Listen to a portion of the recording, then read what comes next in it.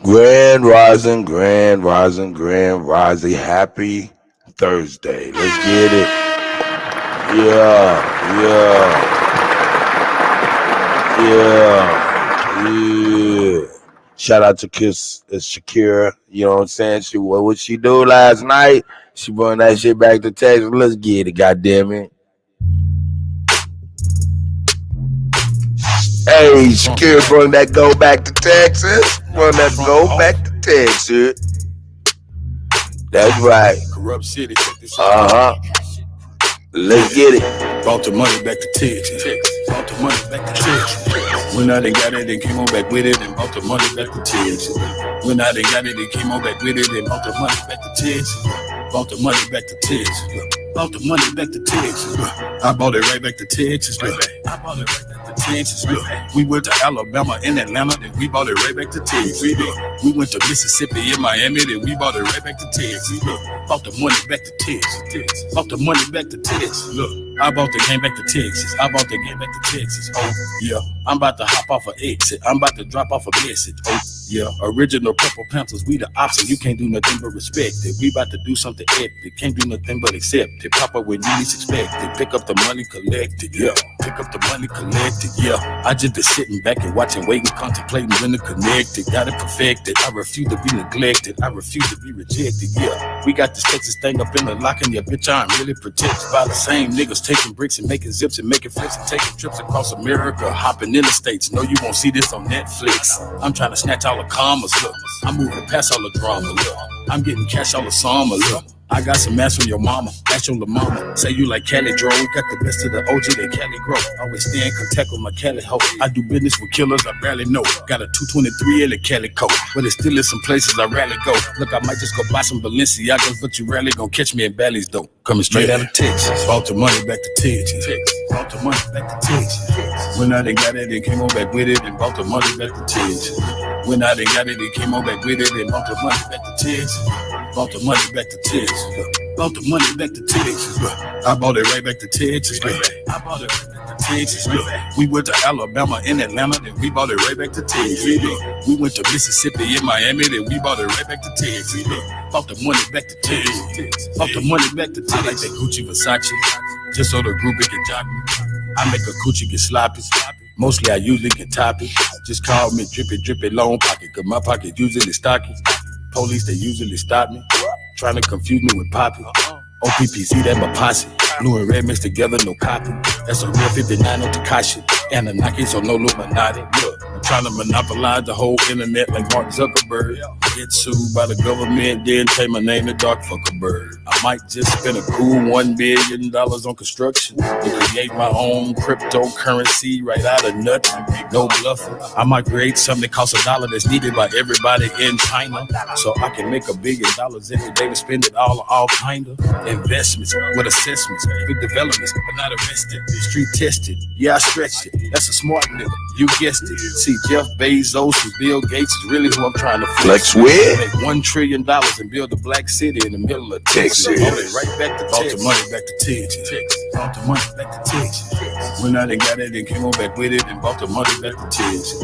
When I done got it, they came on back with it and bought the money back to Texas. Bought the money back to Texas. Bought the money back to Texas. I bought it right back to Texas. I bought it right back to Texas. We went to Alabama and Atlanta, then we bought it right back to Texas. We went to Mississippi and Miami, then we bought it right back to Texas. Bought the money back to Texas. Bought the money back to Texas. Yeah, Shakira brought that money back to Texas. Shout out to Shakira. Handled her business, you know what I'm saying? Yeah. Yeah, we ain't done, goddamn it. We are not done. We are not done. We are not done, damn it. Let's get it. Hey. Yeah. That's right. I smoke so much loud that I look Chinese. Ching chong. Bad bitches and they look Siamese. Taking pictures, I feel like Spike Lee. Wow.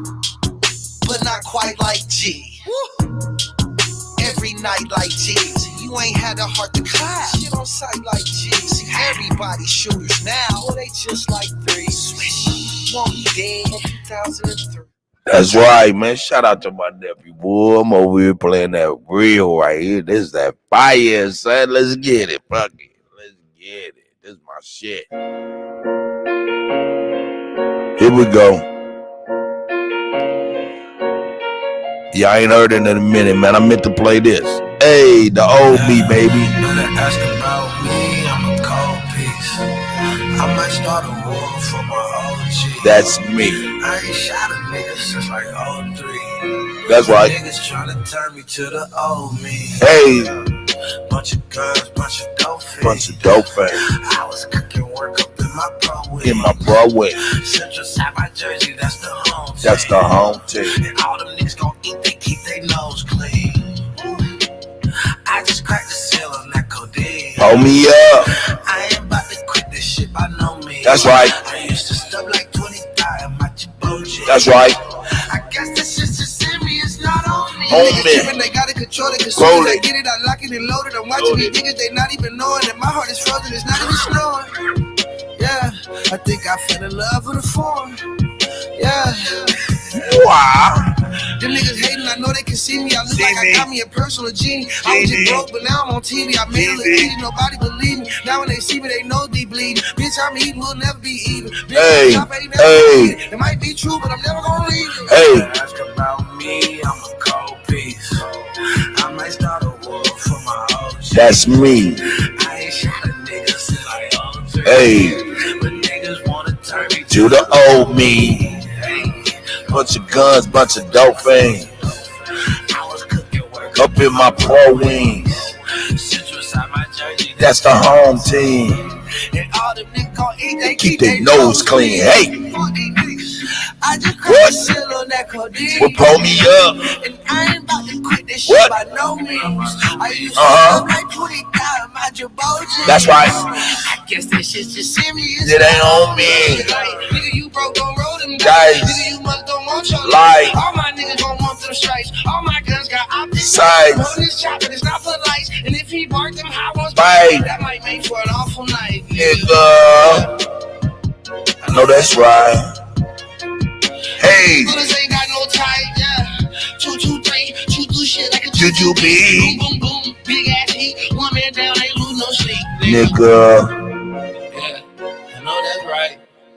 Nigga, these bullets ain't got no tight. Man, I know we all work with different characters and shit, man, but don't let the dope fiends and the dope fiends that you work with, the old motherfucking, I like to call them some. Man, if I show you a picture of some of these motherfuckers, man, I'll be like, man, the dope is real. Man, the dope got our people gone. It got so many people gone. Man. Hey. They keep their nose clean. They keep their nose clean. Yo, man, shout out to everybody, man. We out here, man. God damn it. Let's do this. Let's play this. Here we go. Shout out to everybody. Let me see who's up in here, man. God damn it, I don't even see who's in here.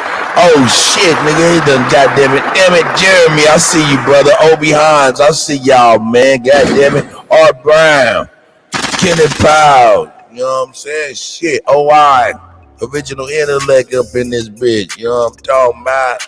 Shy Apples, I see you. Alexis, I see you, sis. I see y'all, man. Michelle Norton, I see you, sis. You know what I'm saying? Hey, come on, Shy Apples. Jimmy Smith. That's right. Here we go. Let's get it. Oh, that's the play. That's messed up. I'm tripping. Hold on, nigga. Let me bring my shit back, nigga. We doing our thing, goddammit. Hey, let's do our thing, goddammit. Let's get it. Hey. Stay in my lane. What y'all say? Hey, I don't fuck with y'all anyway. I'm just doing my thing. My lane. What y'all say? I don't fuck with Anyway, I'm doing my thing. So I can rep the gang with no whistle. Blow a sizzle, hit your chest, you feel it to your own bristle. It's Frank upon my nizzle, aka Flame Spitter. Annoying rapper selling headaches, I'm your painkillers. The ain't deals, we used to get it by the suitcase. I bet you little niggas can't even tell me how much to weigh. Ain't That's real. With the blue face, I stayed on my feet, nigga, I tie my shoelace. I'm a stand up guy, that's why I stand tall. I be busting through these lines like I just got a handoff. I be writing these beats, no handlebars. The way I kill 16s, man, I should be behind them bars. Instead, I'm out from mapping the competition, thrashing the opposition, new transmission, no slipping. You overheated, better check your engine. I'm a certified mechanic, got my wrenches in my sockets and extensions. I just Stay in my lane. What y'all say? Hey, I don't fuck with y'all anyway. I be doing my thing. I just stay in my lane. I don't care what y'all say. I don't fuck with y'all anyway. Hey man, I got the privilege of being able to play my own shit, nigga. I like that shit, nigga, because I put in a lot of work for many years. So, nigga, I love being able to play shit that I actually push the buttons on, twist the knobs on. Fuck with these LA2A compressors, Kuttack EQs, saturation, SSL shit. You know, come on, man. Compressors, EQs, all of that shit. That's what I would do to make these songs sound right. Even though these ain't mastered, shout out to me, cause I love that shit. Cut, you killing them. That's why YouTube can't do nothing anyway, cause I'm doing my thing. YouTube can't do nothing anyway, cause I'm doing my thing. Fuck them.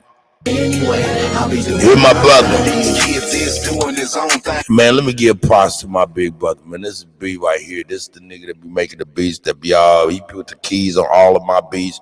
Nigga, he be making a lot of beats for everybody. My guy is two-handed. I'm one-handed. Shout out to my brother B. God damn it. AKA the Boogeyman. AKA the Boogeyman. In fact, I'm gonna play one of his songs too. Here we go. Let's get it. Let's see. Let me let him bust. Here we go. Yeah, here we go. This is the Boogeyman. I'll be doing my thing. Kids is doing his own thing. One of these kids are one and the same. Mr. Miller, I see. Trying to stay out the bullshit. Maneuver through the phony and the niggas that bullshit. I'm rooted in the real. Hey man, I want y'all to hear his rhyme because this is how we move and this is how we've been moving since we were young kids. Straight up, dog. Straight up. Here we go. I'll be doing my thing. One of these kids is doing his own thing. That's right. One of these kids are one and the same. That's right. In and out of lanes, trying to stay out the bullshit. Maneuver through the phony and the niggas that bullshit. I'm rooted in the real lessons taught by the elders. When snitching and calling whitey wasn't shit that could help you. That's right. Respect their mamas, disrespecting your dead meat. That's right. Daddy's 45 in the bed shit. That's right. Never fall for a fuck nigga. Fuck niggas. Don't be so quick to trust niggas. Trust niggas. Be the first to fuck up niggas. Fuck niggas up. Pistol in the face of a tough nigga. Pistol in the face of a tough nigga. Mouth phone, move with the chrome and move on. I was full blown, weapon the 40 in 2 zones. Never slept on, making them plays on Bruce's phone. I just stay in my lane. I don't care what y'all say. Hey, I don't fuck with y'all anyway. I'll be doing my thing. I just stay in my lane. Hey, what y'all say? Anyway, my thing. I be doing my thing, man. I be in my own lane. People say they rock with you, they fag off. Hustle hard, nigga can't take a day off. I was running real tough on the black top. Getting to the money, nigga, non-stop. Came up, fell off, then I came up. Real nigga, I never change up. 2 days, I ain't changed clothes. I don't care what y'all say though. I peel your potato. I get red like a bagel. I lay on your bitch face. I up-pipe and switch states. Drinking myself to an early grave. But I don't fuck with y'all anyway. I just stay in my. That's what I do. I don't care what niggas say. I don't fuck with y'all anyway. I'm just. That's right. I just stay in my lane. y'all say. Hey man, I gotta bring you back to my song, man. Fuck that shit. I gotta bring my shit, man. I ain't heard my shit. I like my shit. Let me play this bitch. Yeah. Hey, what did you say? Hey, hold up before I even get into it. Sachi, you say you got 3 sessions that's gonna test your skills. The original engineer was double booty ball. Shout out to the original engineer, man. Hey, man. He'll get it, man. But look, this the key. Sachi, here's the major key. If you like the engineer, as far as him pushing the buttons, tracking all your vocals and just as a tracking engineer, it's okay. Use him as a tracking engineer and send me the mixes and the masters. Not mixes, and I'll send you the mix and the master back. But not only that, I send the session back so you could be able to, find out exactly what program you're using, whether it's Pro Tools, Audacity, ProSonus, Ableton, whatever he's using. Let me know, and I mix the shit in the program that he used and send it back to him so he can look and see what I did and kind of raise his skills up, man. You know what I'm saying? Maybe he'll give you a discount because he's able to really learn, you know what I'm saying, to be able to provide a better service. So I don't like to really poo-poo on young engineers, old engineers, people that just have a limited knowledge but have a love and a passion for the music creation. I try to just take them along with me. So, hey, man, if we could find a way to where, working in his studio is cheaper, you know what I'm saying, and all he's doing is tracking because he's learning shit from me, you know what I'm saying? Shit, let's work it out, man. Let's bring in, you know what I'm saying? We're going to need all the people we can get, man.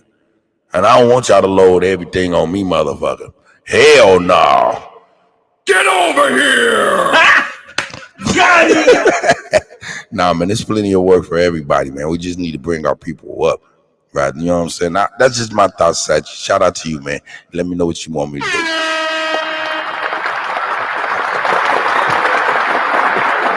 Back to our feature presentation. Shout out to Trey Ali, my brother. That's right. Hey. Where we at? Where we at?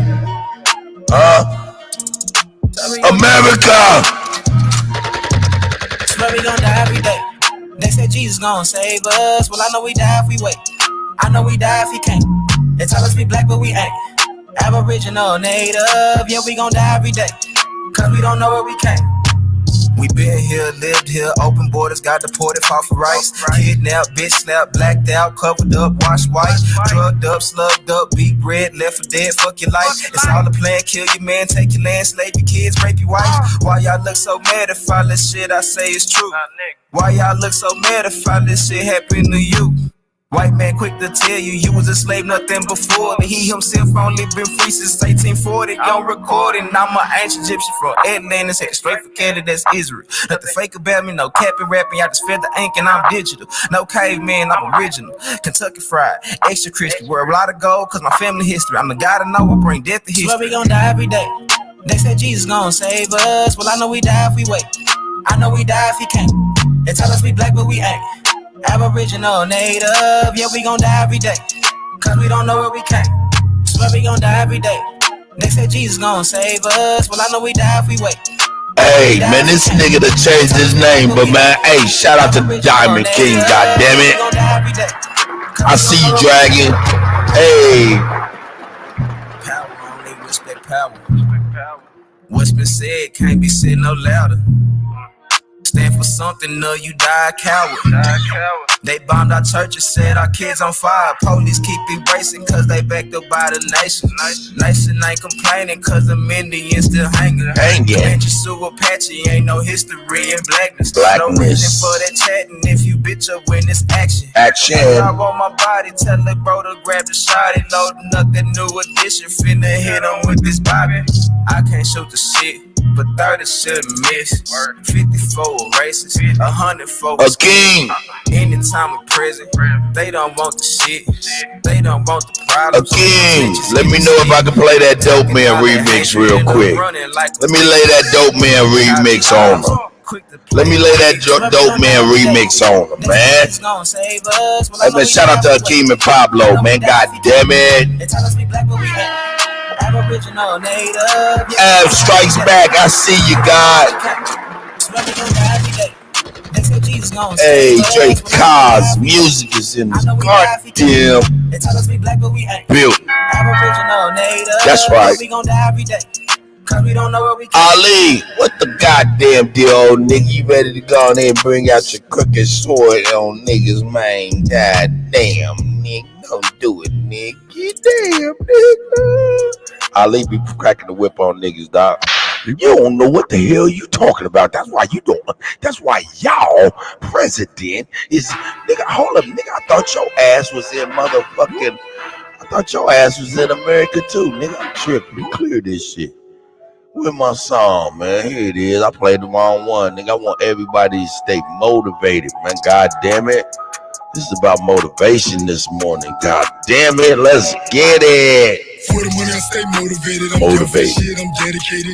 In the kitchen, I cook, I bake it. Made these agents when they infiltrated. Feeling, give me inspiration. Fuck police, I demonstrate.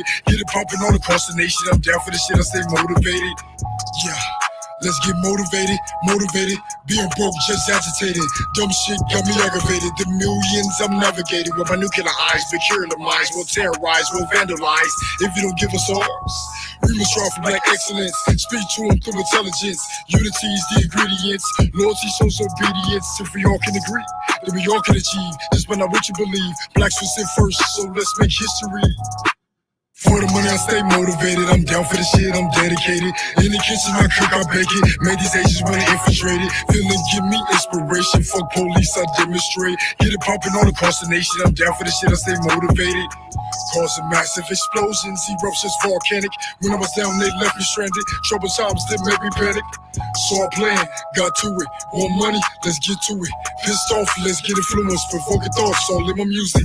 This that Kansas City shit, 2700 bitch. Fuck the police forever, we gon' ride in this bitch. Pumping our black fists, we're their targets. We're criminal arsons, look what they started. The system is tarnished, they build us, we torch them. Fuck them regardless. Fuck them all. Yeah. For the money, I stay motivated. I'm down for the shit, I'm dedicated.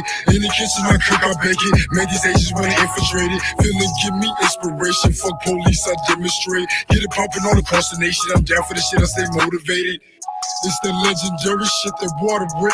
Plus, they know I'm killing this, so watch me get it, yeah. Wake up like what's next? Out hustle grinding for the checks. Bad bitch just hit my text, telling me she want the sex. Hop in the vet, eat him up like a dinner plate. Double vision, I can't see straight. Marathon trying to win the race. Real shit, I see you wait. You damn it, they taking me under. Whole like a harness, fulfilling their orders. I cook it in water, cook and soda my blender. That's right. Shout out to everybody up in here, goddamn it. Hey, we up in this bitch.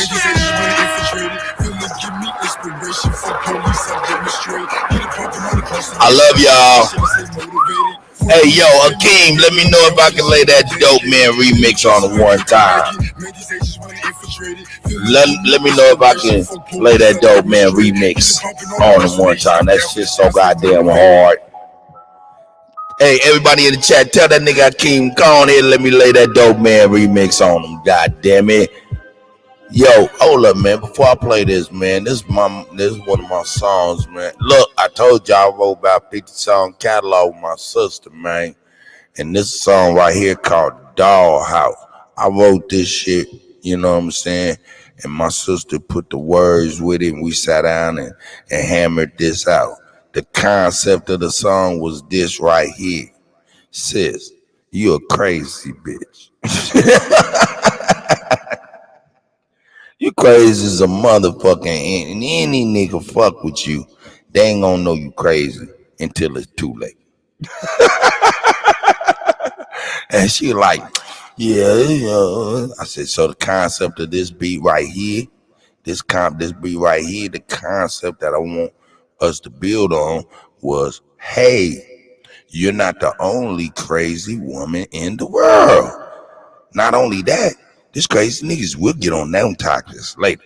But this particular song, we want this to pretty much describe all the women that are crazy in this particular fashion. Let me explain. When a man meet a woman, they be like, oh shit, she fine, she beautiful, she's nice, want this. It's just like Hansel and Gretel walking up to a nice looking gingerbread house, right? You know what I'm saying? But once you get up in that motherfucker and the door is closed, you realize you in a motherfucking Saw movie. You remember the movie Saw? Yeah, you close the door, you realize you in a Saw movie like a motherfucker. And the dollhouse represents the female mind that we do not understand as men. So we call it crazy. But it's the dollhouse, you know what I'm saying? So, hey, outside look beautiful and shit. Once that door closed, nigga, it's too late, nigga. Welcome to the goddamn dollhouse. Hey, man, this is for all the women that say, ha, ha, ha, gotcha. Ha, ha, ha, ha, ha. Gotcha, nigga. Here we go. Gotcha. Oh, it's all beautiful on the outside. Oh, yeah, it's nice and beautiful. And then as you walking up to the house, you hear this. Oh, shit. What the fuck is that screaming shit? You walking in the house? The door's open. Next thing you know, the door closes.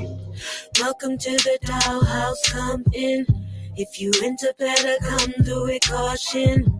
This is a new world order, you've been ordered to get your mind dissected from the way I got you with the truth. The outside coated pretty picket white fence. That's right. The inside full of rumor, pain, and bad shit. That's right. If you're not open-minded, then you won't survive. To the end, it's not a game with me, you only get one try. Take my hand, you can't get in without me.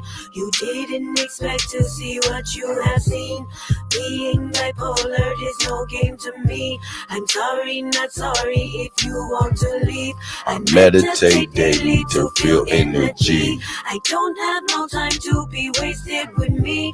But once you've been locked in, there's nowhere to leave. The mind of a psycho bitch lives within me.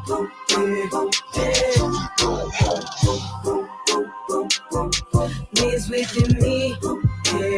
Welcome to the dollhouse. Lives within me. You sure you did. Lives in me. Sure you did. Me.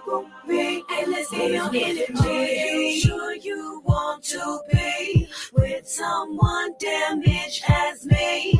Either way, it's up to you. Cross me over, then it's fuck you. Never thought that you would have came in. Figure you be scared like all the mother lame. I wouldn't be surprised if you don't wanna stay. After you see what you're about to see, you probably run away. No, I will not away. You if you ever try. Away. Want a weak bitch? Away. Go get you a silly away. Home. I will not be away. Mistreated like I'm away. Told you if you ever away. Boy, then it be fun. Away. Trying to blame me for anything, I'll never admit to shit. Told you there's no playing with some mind, with a mind of a psycho bitch. There you go. Once I let you in, you can't escape me. Hey. The soul of Amy Winehouse lives within me. Welcome to the dollhouse. Shout out to Lolita Mays. Hey, all the ladies have their own dollhouse. Yeah, once you come in, hey, she running shit. Nigga, you done walked in here. It is a Saw situation, nigga. Hey. Now here's my sister riding on the trike, right? Looking like Pinhead. Trying to step to the Chrissy. She's telling the truth. Games. Fucking civilian. I have let you see a lot of rooms my doubts have tried to hide. If it wasn't what you thought, I sincerely apologize. Welcome to the dollhouse, and the bitches soon arrive. Yo, this is gonna be one of the main singles off of my compilation coming out in November. G Coffee 2, The Return of the Second Brew.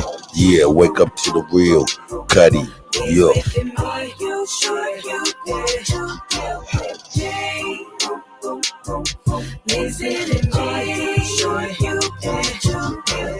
Me.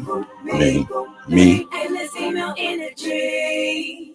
I'm sorry, man. Hey, yeah, I write R&B, goddammit. I write a lot of music, man. And I've written, that is. Well, hold up. I still write. I got a lot of scripts. Anyway, man, goddammit, man. Where the fuck we at? Where we been at, goddammit? Where we been at? They asking where the fuck we been at. We still here, motherfuckers.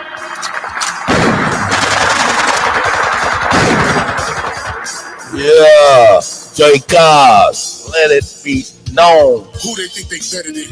Ain't no comparison to the so-called black or African American. Thanks, sis. Drop the African, keep the American. When we say Aborigine, it make they world in. I'm going in the same dirt my ancestors buried in. I come from a god and a goddess, so what that make me? Not even Basquiat can trace me. Not even Van Gogh can paint me. The MC in me is the God MC equals the God in me. I'm focused in, let my mind be free. You too blind to see. The Jews I give is real. It's been real. These ain't shots, they missiles. All you gonna hear is the whistle. Lyrically, this an execution. My verses start revolutions for my people seeking restitution. Since the beginning, fuck evolution. Or maybe my reality is all a dream. I put it together like I was sowing seams. So it seems this is that audio dopamine. Go against the machine. We put you where nobody can hear you scream. And sing you to meet your Elohim. My nigga, this is savage mode. It's something that you can't go. It started with a spark and I'ma let it explode. I was given the cheat codes that'll let me dump and reload and go through them waves like a fucking torpedo. You dealt the cards of life. I just cut them diamonds with the ace of spades. Y'all scatter like roaches when they facing rain. Or vampires when they facing blade. I'm trying to get next to Shireen like I'm getting played. You still stuck as a mental slave. You still stuck in that mental cage while I'm making easy money, tipping holes in style. This my coming to age. I'm warm when I'm coming on stage. And when I'm done, they cheer my name. Get it. Drake Cobbs. Drake. I ain't quit my day job. I spit bars. I really rap on my day off. That's real shit. Just give you some tools you can build with. Aim high even if you still miss. Just keep going. That's it's right. Climb to the top. And I'ma keep flowing down Lake Shore. I'm Chicagoan. Yeah. Shout out to Chicago, goddamn man. Let's get it, man. You niggas playing checkers, we playing chess. And nigga, this is checkmate. Dre be the big dog and you just a little bait. You out of Africa and we ain't got the same traits. I'm a God being and we ain't got the same fate. My granny died February 18th and I was born on the same date. The chosen one, the ancestors' chosen son. They gave me the golden gun. One shot, that's a hole in one. From the pyramid of the sun, the poverty point. I don't think you niggas is getting the point. We still here. Who said they made the Aboriginals disappear? Your information's lagging in the rear. All you do is teach fear. We copper colored with woolly hair. Am I speaking clear? So fuck the nonsense. When I rap, I touch your consciousness. From within is where you get your self-confidence. Let's bring it back to dominance. Ain't no confining us. What they gonna do? Gonna bring that wild Indian out of us. That's right. Gonna bring that wild Indian out of it. It's too late now. We wild, dog. We wild and we woke. We are not the sleeping giant anymore. We very much so woke. You know what? Hey, man, my mission in life, dog. Hey, I'm telling you, if you did not know, my mission in this life right now and for real is to rob the cemetery. Meaning, hey, I'm here to die empty. That's my mission statement. Die empty. This is the title track of one of my album projects. Probably just be on my compilation. But anyway, my mission statement is to die empty, to rob the cemetery, because it's already rich with all the stuff that could have been that never was. So my mission statement is to die empty. That's why I'm like, yeah, let me know what you need done, because I'm trying to make sure you get it done and also make sure somebody that is there that can continue to do the work if I am gone. So die empty is my way of robbing the richest place in the world, which is the goddamn cemetery full of the shit that should have been, could have been, but never was. So here he is. This is my title track, Die Empty. All I did, call my brother Chris. I said, hey, nigga, here's the song, nigga. You already got the beat, nigga. Check this beat out. He like, that's your fire. I said, listen. I told him the concept, And that nigga took it from there, man. Man, that's how these writers do. I tell them exactly what I be wanting and expecting. And these niggas show and prove. We tweak a little bit here and there, and we lay that shit the fuck down. So shout out to Chris on this one. Here we go, man. This is my song, Die Empty. In the cemetery are books that were never written. The graveyard is filled with music we've never heard. The cemetery is filled with paintings no one has ever seen. The graveyard is filled with poetry never read. The graveyard is filled with great, powerful women who died as prostitutes. Got you one, The cemetery is filled with awesome men who died as alcoholics and drug addicts. It's a rich place. Hey! I can hear my elders as they're talking to me. to I me. can feel that they're walking with me. Walking with me, so I'm knowing that I'm being touched. I'll explain for us all over. Words echo like a reverb all up in my flesh. Vibrations getting bigger, getting thicker. Giving it away to me free of charge. Free of charge. All I gotta do is listen. Listen. I can feel. Oh my God, y'all don't understand. My brother Chris, he's a Muslim. This is not his spiritual system he's speaking to. He's speaking to mine, for me. That's why I love my brother, man. I appreciate my brother doing this for me. And not only that, other things. Nigga actually spoke my heart. He Muslim. He don't know, you know what I'm saying? He know me, but he, you know what I'm saying? He don't subscribe to this. He Muslim. Respect him and shit like that. But he wanted to make, you know what I'm saying? He wanted to make sure he conveyed my feelings and shit all on the song, man. He worked with me, man. I appreciate my guy, man. You just don't know how meaningful this song is, man, for real to me. Anyway, I'm sorry. Here we go. I apologize. Here, this is not his spiritual system. This is mine. Here we go. Alcoholics and drug addicts. It's a rich place. I can hear my elders as they're talking to me.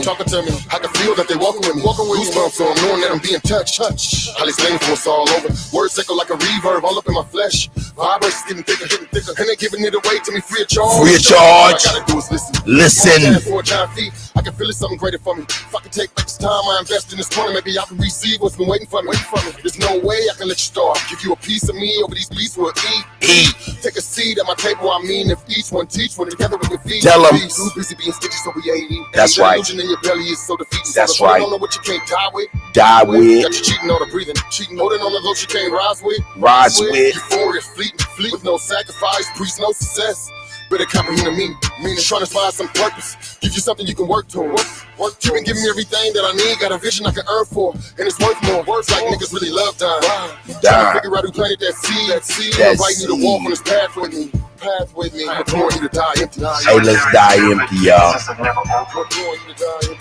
The graveyard is filled with awesome companies that never got started. The cemetery is filled with inventions we never used. I came here because of the cemetery. Because I knew that sitting in your house, right there where you are, and sitting in this studio, are people who are the next candidate to add to the wealth of the cemetery. Listen, I can see your place in the world. I can feel it in my soul. You have something you can offer me. I'm ready to receive. I'll admit in the past it was somewhat odd for me. I suffer from gluttony. I'm ill mentally, trying to figure what you want from me. Now knowing it's my all that you want, not a piece of me, but every inch of me. Make the world remember your name. Let us drink from your legs. Let me walk in your footsteps, blaze a trail. You can open up a door for me. Not just pray for me, pave a way for me. I'm open to your ideas. Be courageous with me, walk in danger with me.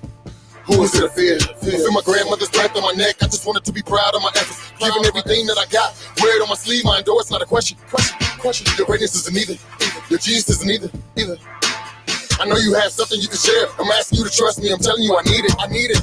Pay attention to the wind that's blowing through the trees. Ancestors say they're happy with us. They commending our commitments, encouraging our progress. They always been walking with us. We gotta pay it forward. The universe is parting with us. Communicate with me. I'm inviting you to walk with me. I implore you to die empty. I want you to rob the cemetery. I want you to die empty. If you died now, the cemetery will rob. I want you to die with nothing else left to do. I want you to die because you poured out all of your dreams, ideas, visions, books, music, inventions, publications, that you died empty. That's the goal of life. Die empty. As a matter of fact, One of the greatest statements I ever heard about dying is this statement. I think it's one beautiful statement of dying. It says, "It is finished." 3 words. The guy who said that was only 33 years old. My goal in life is to have everybody die empty. Hey man, that's near and dear to my heart, man. That is my mission statement. I'm gonna mix and master that shit. It's kind of it's not right, but anyway, I still want to play it because the sentiment is still ready. Here we go. You know what I'm saying? Here my brother, man. I'm gonna let my brother shine on y'all real quick. This is a song called "Here Come the Boogeyman," and then we go on here and we're gonna play some of this geopolitical bullshit, which is the boogeyman's for real. Here we go. That's for real. Yes. Lolita Mays, I appreciate you, sis. Hey, yeah. Hey, man. B make beats. This nigga spit. Man. Hey, man. I'm trying to tell you, composer and a spitter. Man. Come on with it. My brother is a dope motherfucker, man. So when y'all hear Boogeyman, that's my big brother, man. The second half of Mocam Music and the multimedia, man. Yeah. And this is his song called "Here Come the Boogeyman." We dropping Halloween.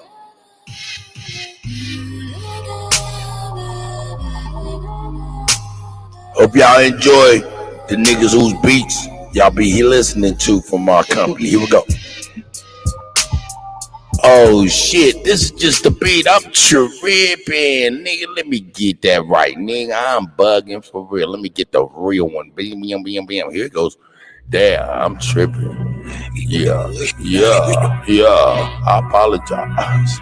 Dropping on Halloween 2023. We got to drop the Boogeyman, the scary movie. And did terrible things to their mummies. Be crazy. But you can't kill the boogeyman.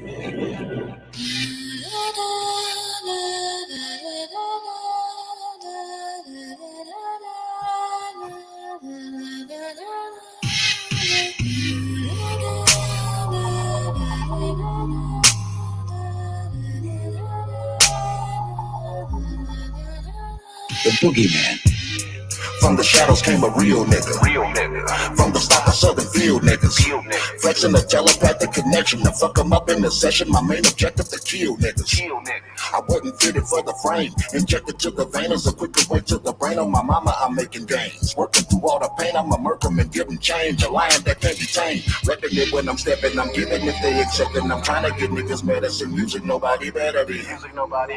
Do it no petty battling. Killing with all my brethren. Victimizing the rest of these. I ain't playing, boy, I'm a veteran. Knuckle up with the bastard, I'm not a nigga and settling. Check the temperature, sweltering, losing, nobody helping. I'm dangerous, man, I'm telling them.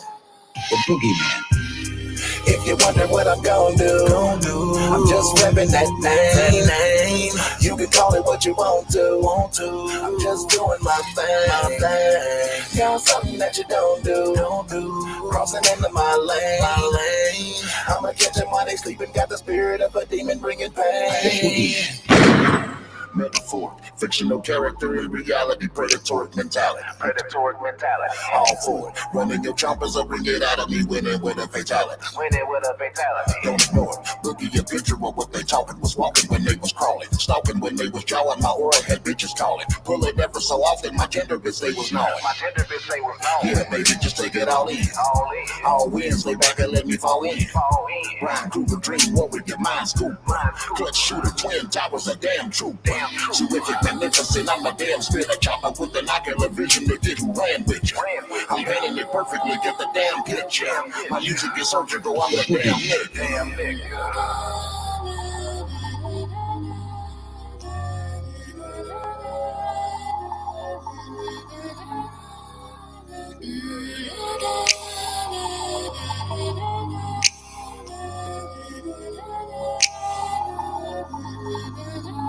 The boogeyman. If You wonder what I'm gon' do. I'm just reppin' that name. You can call it what you want to. I'm just doing my thing. Now something that you don't do. Crossing into my lane. I'ma catch him while they sleeping. Got the spirit of a demon bringing pain. Shout out to B, man. God damn it. Hey, I gotta mix that shit. Hey, man, shout out to Akeem, man. I'm gonna play that joint, man. Hold up, man, but I do gotta get on, man. I gotta let it be known what we is, man. We are talented indigenous aborigine of this here American that we call Turtle Island. They call America. You know what I'm saying? And we gotta always be reminding ourselves that we are straight up, beautiful niggas, man. God damn it, shit. Just some beautiful niggas. Beautiful nigga. That's what we is. That's right. Let's get it. But no rap money though. This is how we look. You know what I'm saying? Hey, loving my life is so beautiful. Look, all of this ice is so beautiful. Look, all of my price is so beautiful. Everything is so nice and so beautiful. Beautiful nigga. Bitch, I'm a beautiful nigga. Hey, look how I'm living so beautiful. Look how I spit it so beautiful. Look, all of my kids are so beautiful. Look at my skin, it's so dark and so beautiful. Beautiful nigga. Bitch, I'm a beautiful nigga. Hey. I spit that gaming with beautiful look. I whipped the cane with beautiful look. I hit the motor day when I was young, cause they saw that thing with beautiful. Bitch, I'm so big and beautiful look. My bitch so big and beautiful look. I'm in the streets every day and we dealing nothing but them good pharmaceuticals. Look, white girl, irrefusable. Look, reputation irrefutable.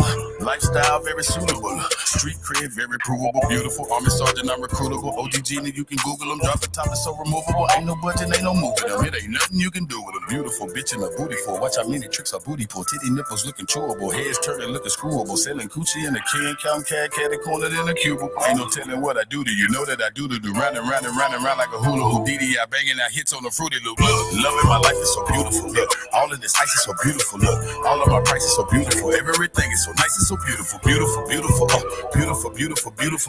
Bitch, I'm a beautiful nigga. Hey, look how I'm living so beautiful. Look how I spit it so beautiful. Look, all of my kids are so beautiful. Look at my skin, it's so dark and so beautiful. Beautiful nigga. Bitch, I'm a beautiful nigga.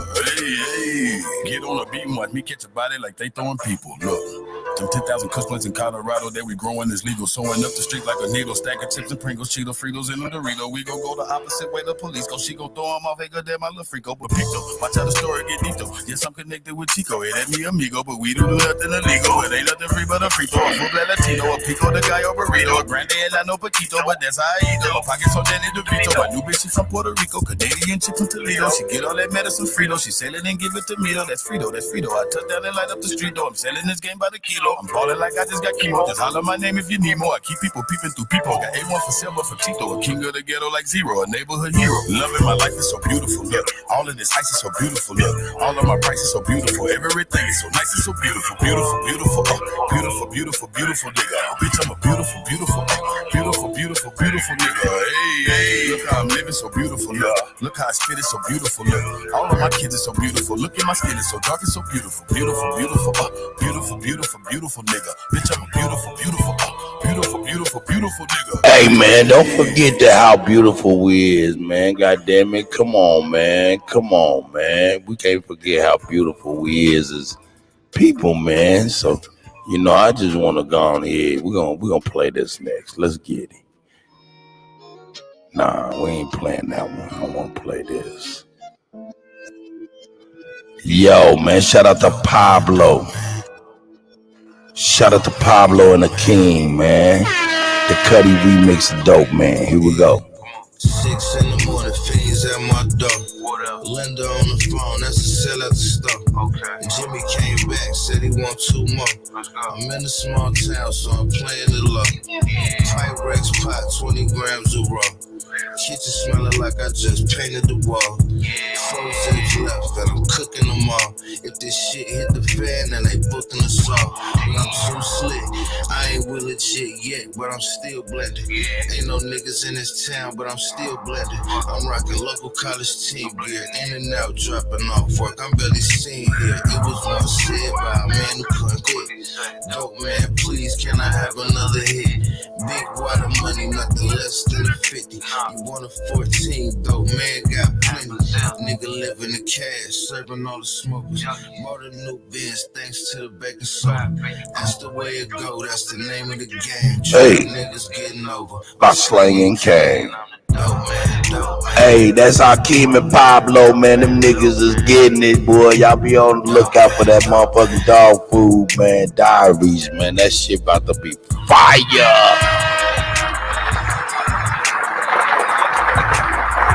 That shit about to be fire. Man, that dog food diaries is about to be that heat for real. Shout out to Hakeem and Pablo, man. Unc and everybody up there, man, in Chicago, man. Chicago stand up, goddammit. Yeah. Nah, I appreciate you, Hakeem, for sure.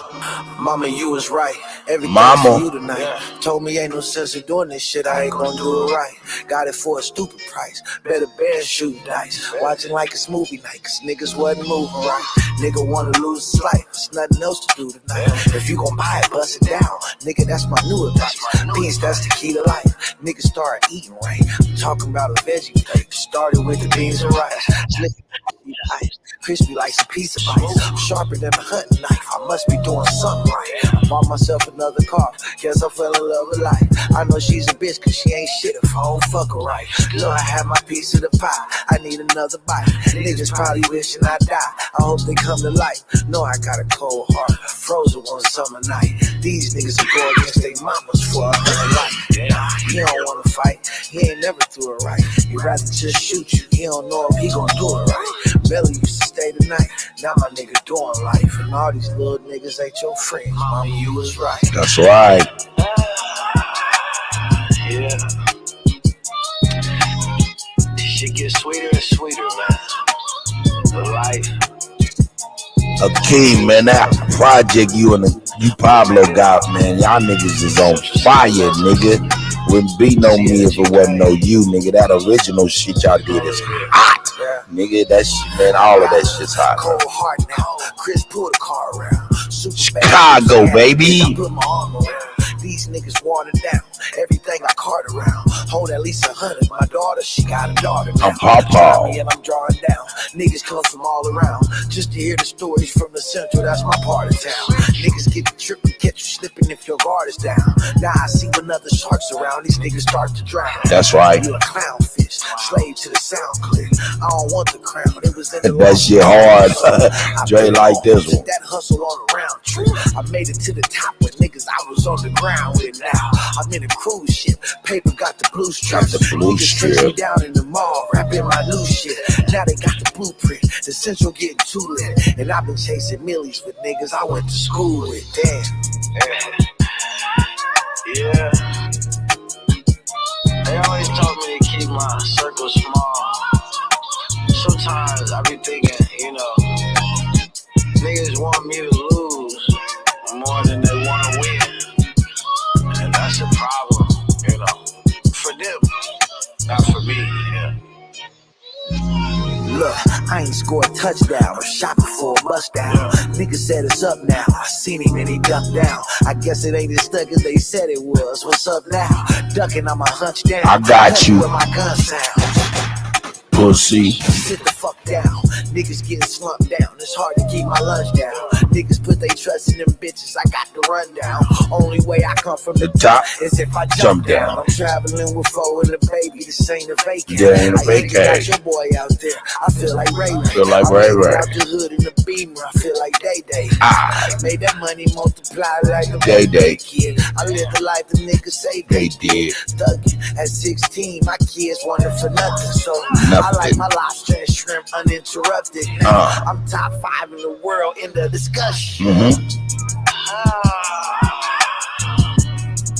Well, hey man, y'all know what it is. Central Side legend. You know what it is. Midwest. We did it again. Midwest grooves. Do it again. That's how we kind of do it in the Midwest. I don't know, man. I think we have our own sound. I don't know, man. I can't wait to get with my brothers and sisters, you know what I'm saying, from other places to where I can go ahead and produce some heat like Drake Cobbs, you know what I'm saying? You know what I'm saying? Flying to Chicago on a couple sessions for a weekend with a whole motherfucking whole notebook full of beats and shit, and just kind of produce some heat, you know what I'm saying, as a producer. You know what I'm saying? A lot of these brothers and sisters, man, they go into the studio.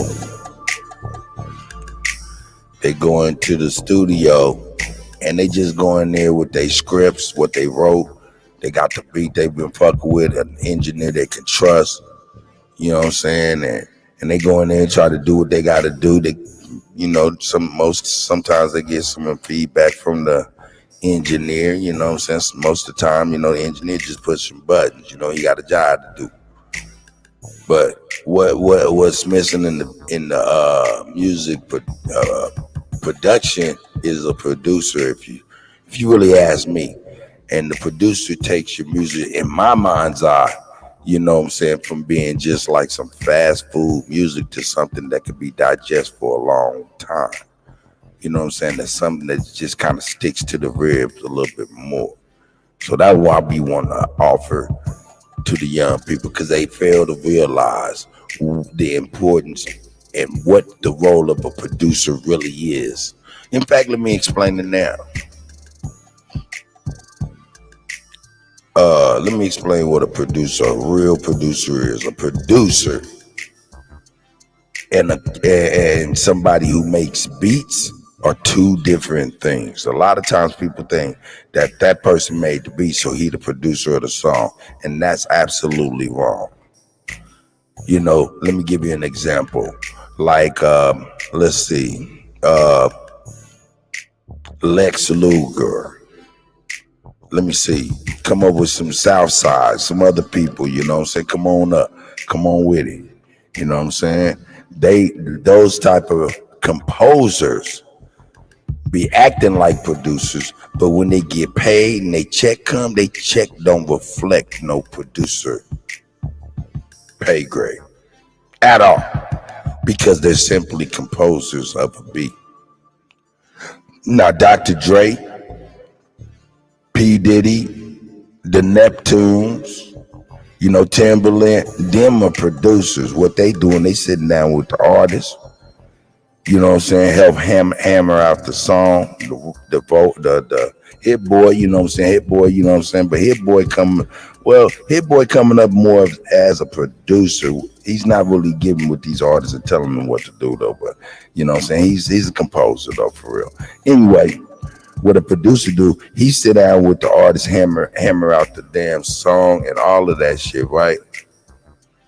Let me do this. He hammer out the song, right? Vocal wise, boom, get it, you know what I'm saying? And he also works with the engineer, telling the engineer what's to be expected on each track and how to be worked over in the sonic spatial space. You know what I'm saying? So he's the bridge in between the engineer and the artist. Now, the producer may say, okay, that beat dope, you know what I'm saying?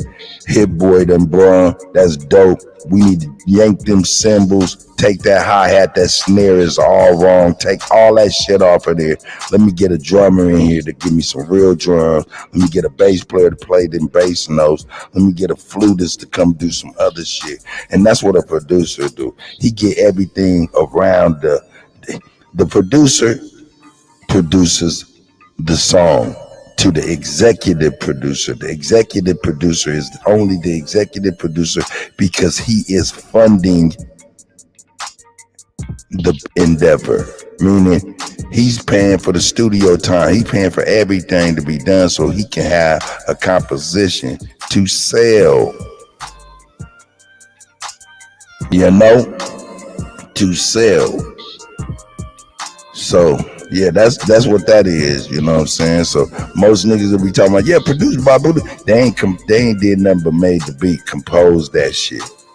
Let me give you another example.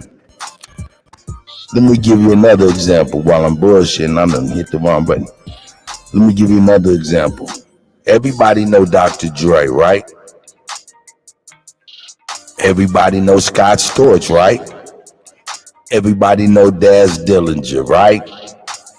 Them niggas, Scott Storch, Daz Dillinger, and other niggas that fuck with Dr. Dre, them is nothing but composers for the producer named Dr. Dre. If that makes sense. So what I try to explain to the young people is, yo, man, you know what I'm saying? Sometimes, you know what I'm saying, it helps to have somebody to bounce ideas off of, you know what I'm saying? Try new things, you know what I'm saying? You know, what does it sound like to you, rather than just talking to an engineer, somebody that's just there to do a job. You know, he has no invested interest in the outcome of your song. He got an invested interest on his hourly rate. So, with that being said, that's what it is. When I fly in with compositions that's already ready to rock and roll, to where I can take care of that shit, have the engineer do whatever needs to be done, and I can kind of like be like, yo, this is the concept behind this production right here. This is what the mind state was going on behind this motherfucking composition that we listening to, if you like that, right? From that jogs some minds. That's like serving the tennis ball. And the artist be like, oh shit, okay, I get you on that. But you know, I was thinking this, I got this script right here that might go off of here. He would never have thought about that script if it wasn't for this right here. He probably would have been thinking about something else. You know what I'm saying? So it's just, you know, sparking ideas, inspiration, shit like that, you know, just kind of massaging over the music. So whatever you lay on the music really, really gels and it's harmonic. You know what I'm saying? It's not a forced thing. You know what I'm saying? It's sonically relaxing. So I'm gonna get up off of my motherfucking soliloquy on production and producing and shit like that. But most motherfuckers, hey man, produce my woo to woo. That's some bullshit. DJ Quick too. Think about DJ Quick.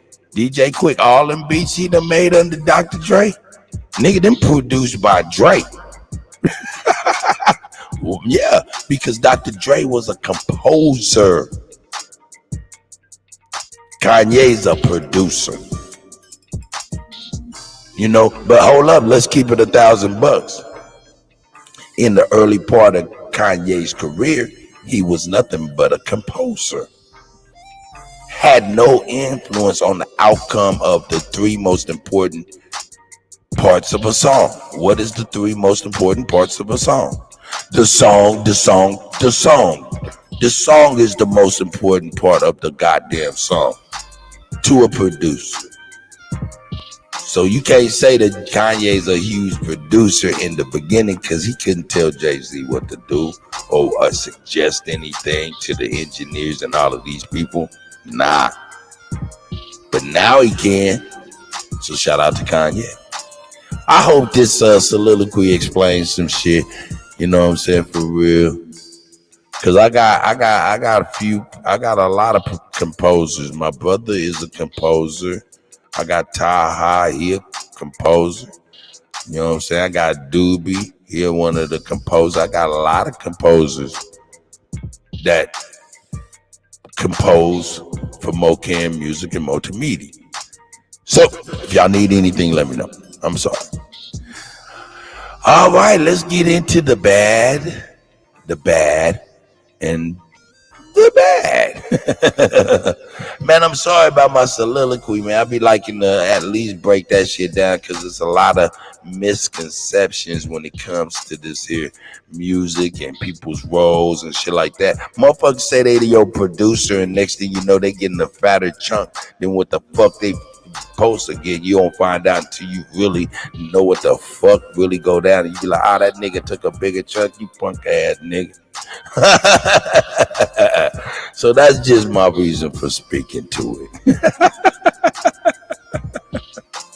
You know, hey, that shit hit different, man, on them quarterly royalty statements and shit like that. Believe that. You wish you knew this shit.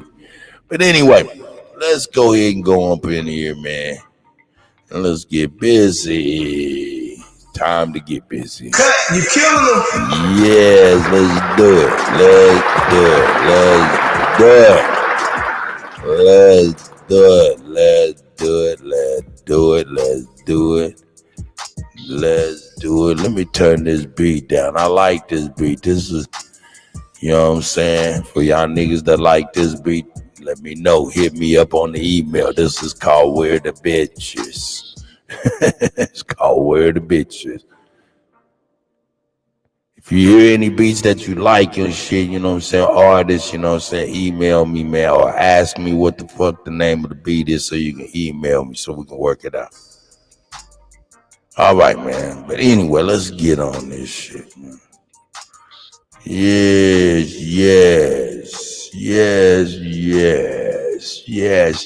Hey, man, look, I'm gonna bring a little bit of music news because, man, there's some important music news that's going down.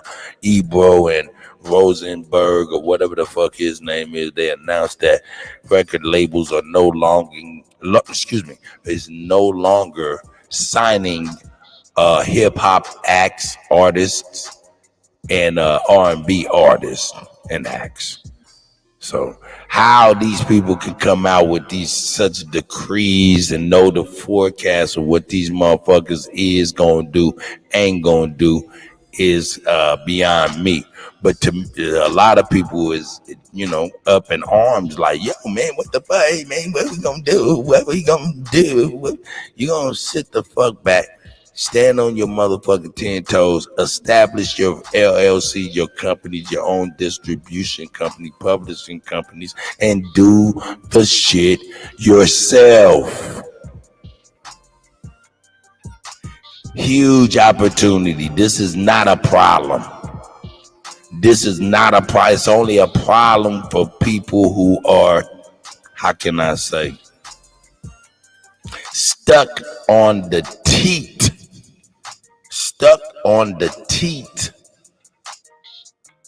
of the music business devils. So if you stuck on the tit of the music devil's bosom, then you are up at arms. But if you are independent mind with your music, and when you think about your mind, you automatically on some independence, then shit, nigga, this is a good day, nigga, shit. Just like I know it is. Whether they right or wrong. If they wrong, egg on their face to have such a decree and power in something that they did not create. So egg on their face if they wrong. If they right, great. Give us our shit back anyway. We don't need you, motherfuckers. Nah, that's just my mind's eye, so I get on with that. Look, check it out. Yesterday, man, I was playing this. I didn't get to play the Policeman before, you know what I'm saying, we got up out of there and started building on some other shit. So now I got to play this Policeman. Got to get that part out of here. And then we'll go into some other stuff. Shout out to everybody. I appreciate y'all being here. Let's get it.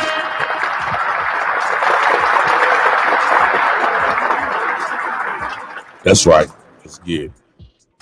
Raise. Strange, right? What's even more? All right, let me rewind. Around it. As the police chief, this pivotal role places him responsible for ensuring the safety of not only 165. All right, let me at least explain if you wasn't here yesterday. This right here is talking about the police chief in Maui who rerouted the people who was affected by that fire and redirected them not away from the fire, but rerouted them back into the fire. Allegedly, right? Allegedly. Well, they got footage of this shit, and I'm about to show that stuff. But we didn't get to hear him and see him because his voice and his face has it deserves the respect.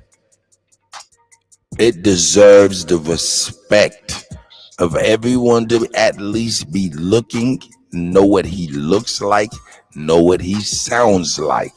It deserves that respect. Just like this man right here. In fact, he deserves respect again. Let me give him his due because he deserves all the respect and focus for this motherfucking tragedy and this buffoonery and this goddamn arrogance. This goddamn arrogance. This arrogance, man. Yes, these people deserve respect and focus. So yeah, man, let me get on back to where this motherfucker at. I can't even find that punk ass dude. I'll find him. Yeah, I don't want to find him like that though. I don't want to find him like that. Yeah, here we go. I'll find this punk ass. Yeah, come on. I already know where it is. Here it is, right here. Here we go. Yeah, he deserves respect. We got to get him on focus. Here he is. Get him on focus. Here he is. Thank you for joining me for yet another in-depth look into the unbelievable levels of cover-up and corruption regarding the massacre in Maui. Let's give him respect. We got to make not sure pleasant, but it is good for you to see so that you're informed for this bullshit. All President Joe Biden insulting the people of Maui to the insane things taking place. Hold up, nigga. Hold up. America! Give these people the proper respect and attention that they deserve for this tragedy. Here we go. Yeah. Behind the scenes. Let me get to it because I got to get to it. Follow me on Twitter as a backup. Here we go. Let's get to it. Here it is. Let's begin. Where are the children of Maui? Where are the children? I don't know. You don't know. How many children are missing? How many children are missing? I'd be happy to answer that. You have no estimate as to how many children are missing? I guess we can end this right now. You guys want? Sorry, this is one of the biggest questions. The enemy's public. I see y'all R.L. Smith, man. Shout out, brothers. Well, we can say that about you. You ruined it for everyone. You're the media. You can say whatever you want. You're a disaster. All right. Okay. You've been the worst mayor we could possibly imagine. Respect what? This is the most dismal response we ever had. That is the mayor of Maui. That was the mayor of Maui. Him. And this yellow monkey face lady right down there. That's them. Talking arrogantly. When asked where are the children, there's no emotion, nothing to a question that should be answered. Should be a fucking where are the children? Oh, we don't know. That should be good enough, and you should be able to say, hey, shit, they don't know where the children are. Hey, well, let's go about our day. Yeah, he deserves the attention. Let's make sure everybody got their face on him. You know what I'm saying? And can hear how nonchalantly he telling a lot of people that they lost their children. Over here talking about it's 98 people, 108 people, right? Right in this press conference, right? Yeah, that's what he's saying, right? Let's get back. You want to shout over these guys that are legitimate? Why don't you give them the real answers then? Give them the real answers. Yeah, that's right. Give them the real answers. Oh, sorry. Where are the missing kids' parents? Why haven't we been hearing from them asking about their children? I have no idea if any of them are children. Identify yourself as We have no idea. Sir, you don't know who you are, and you're not identifying yourself. That's independent journalist Nick Sorter.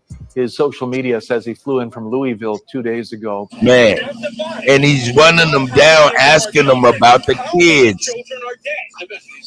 How many children are dead, man?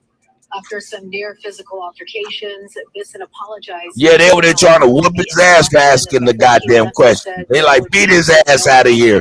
Motherfucker, he trying to find out where the goddamn kids is at, and you over there yanking him around. And Let's see what the governor of Hawaii now they over there talking about 108 people and shit like that, 98 people over there straight up in them people's face lying, and here the governor keep it 1,000. 1,000 are unaccounted for. Let's see what the governor of Hawaii, Josh Green, has to say. More than 1,000 are unaccounted for, about 1,050. It will take several weeks. More than 1,000. Why are they not trying to speak on the other 900 people? Over 900 people. Because the reality, to me, allegedly, in my mind's eye, which is a feeble one at best, man, the news of hundreds and hundreds and hundreds and hundreds of children that may have perished will resonate negatively, especially compounded with the facts about how many residences survived and what's the names and the, you know what I'm saying, the price range of these people whose residences survived unscathed. Everybody else had to run from their lives from fire tornadoes. You know what I'm saying? He letting it be known it's over 1,000, not 98, not 108. It's over 1,000. While that man, the mayor, was sitting up in there lying to everybody's face that was there.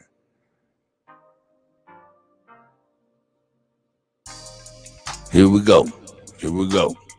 And the police. His sole job is to manage emergencies properly, both making grave mistakes and resigning. If that's not crazy enough, there's land grabbing theories, refusing donations, higher death tolls than what's being reported, elite homes unharmed, and of course, the missing children. Then there's this.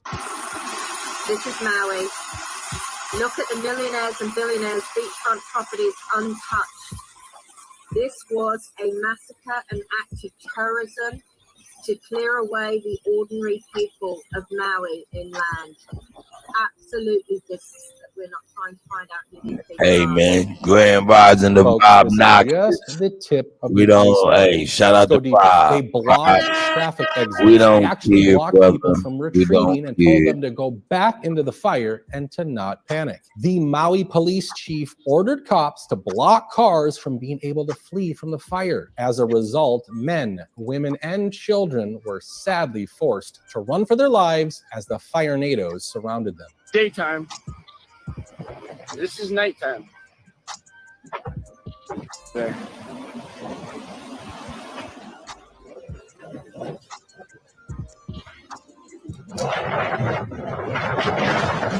Yeah, they running through the beach, running from tornadoes of fire.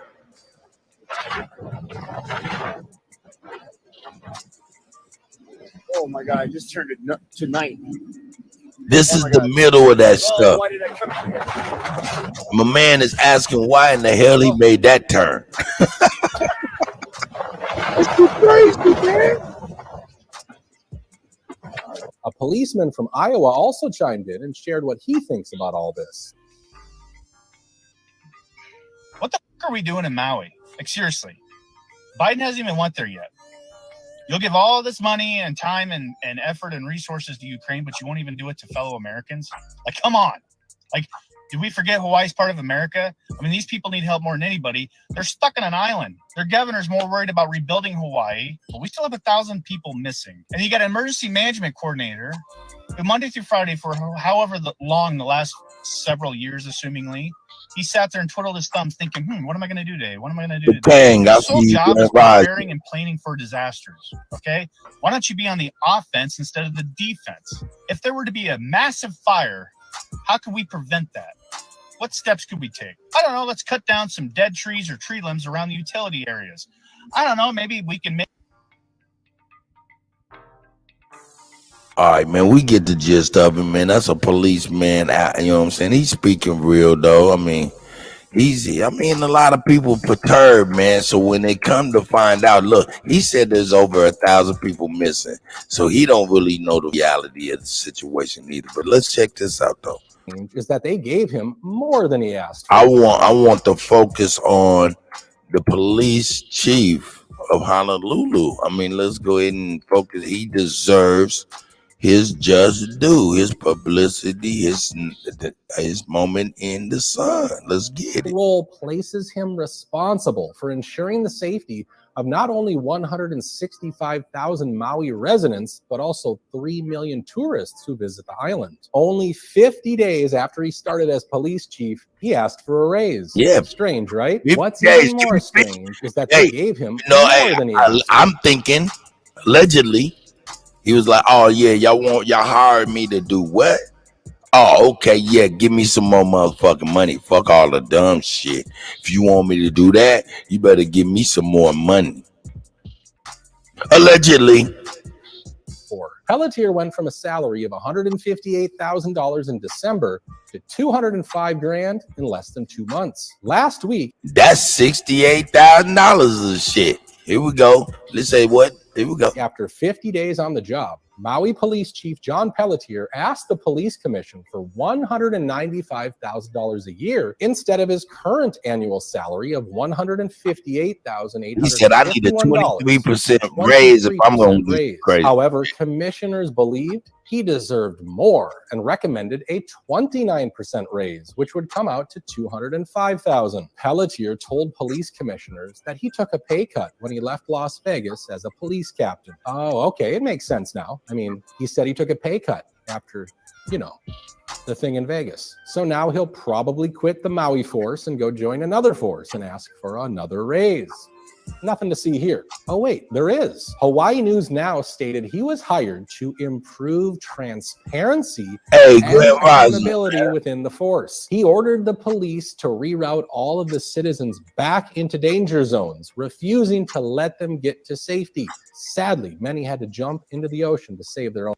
Now, did you hear what he said? He said he ordered his police department allegedly to block the exits away from the fire, ordering the people back into the flames where we seen them on the beach running from fire tornadoes. That's what he said, allegedly. Let's check it out. Nothing to see here. Oh, wait, there is. Hawaii News Now stated he was hired to improve transparency and accountability within the force. Wait he till ordered you realize where he comes to reroute all of the citizens back into danger zones, refusing to let them get to safety. Sadly, many had to jump into the ocean to save their own lives. In order to save their own lives, the police made them go back into the fire. They had to jump into the ocean, allegedly. That's crazy.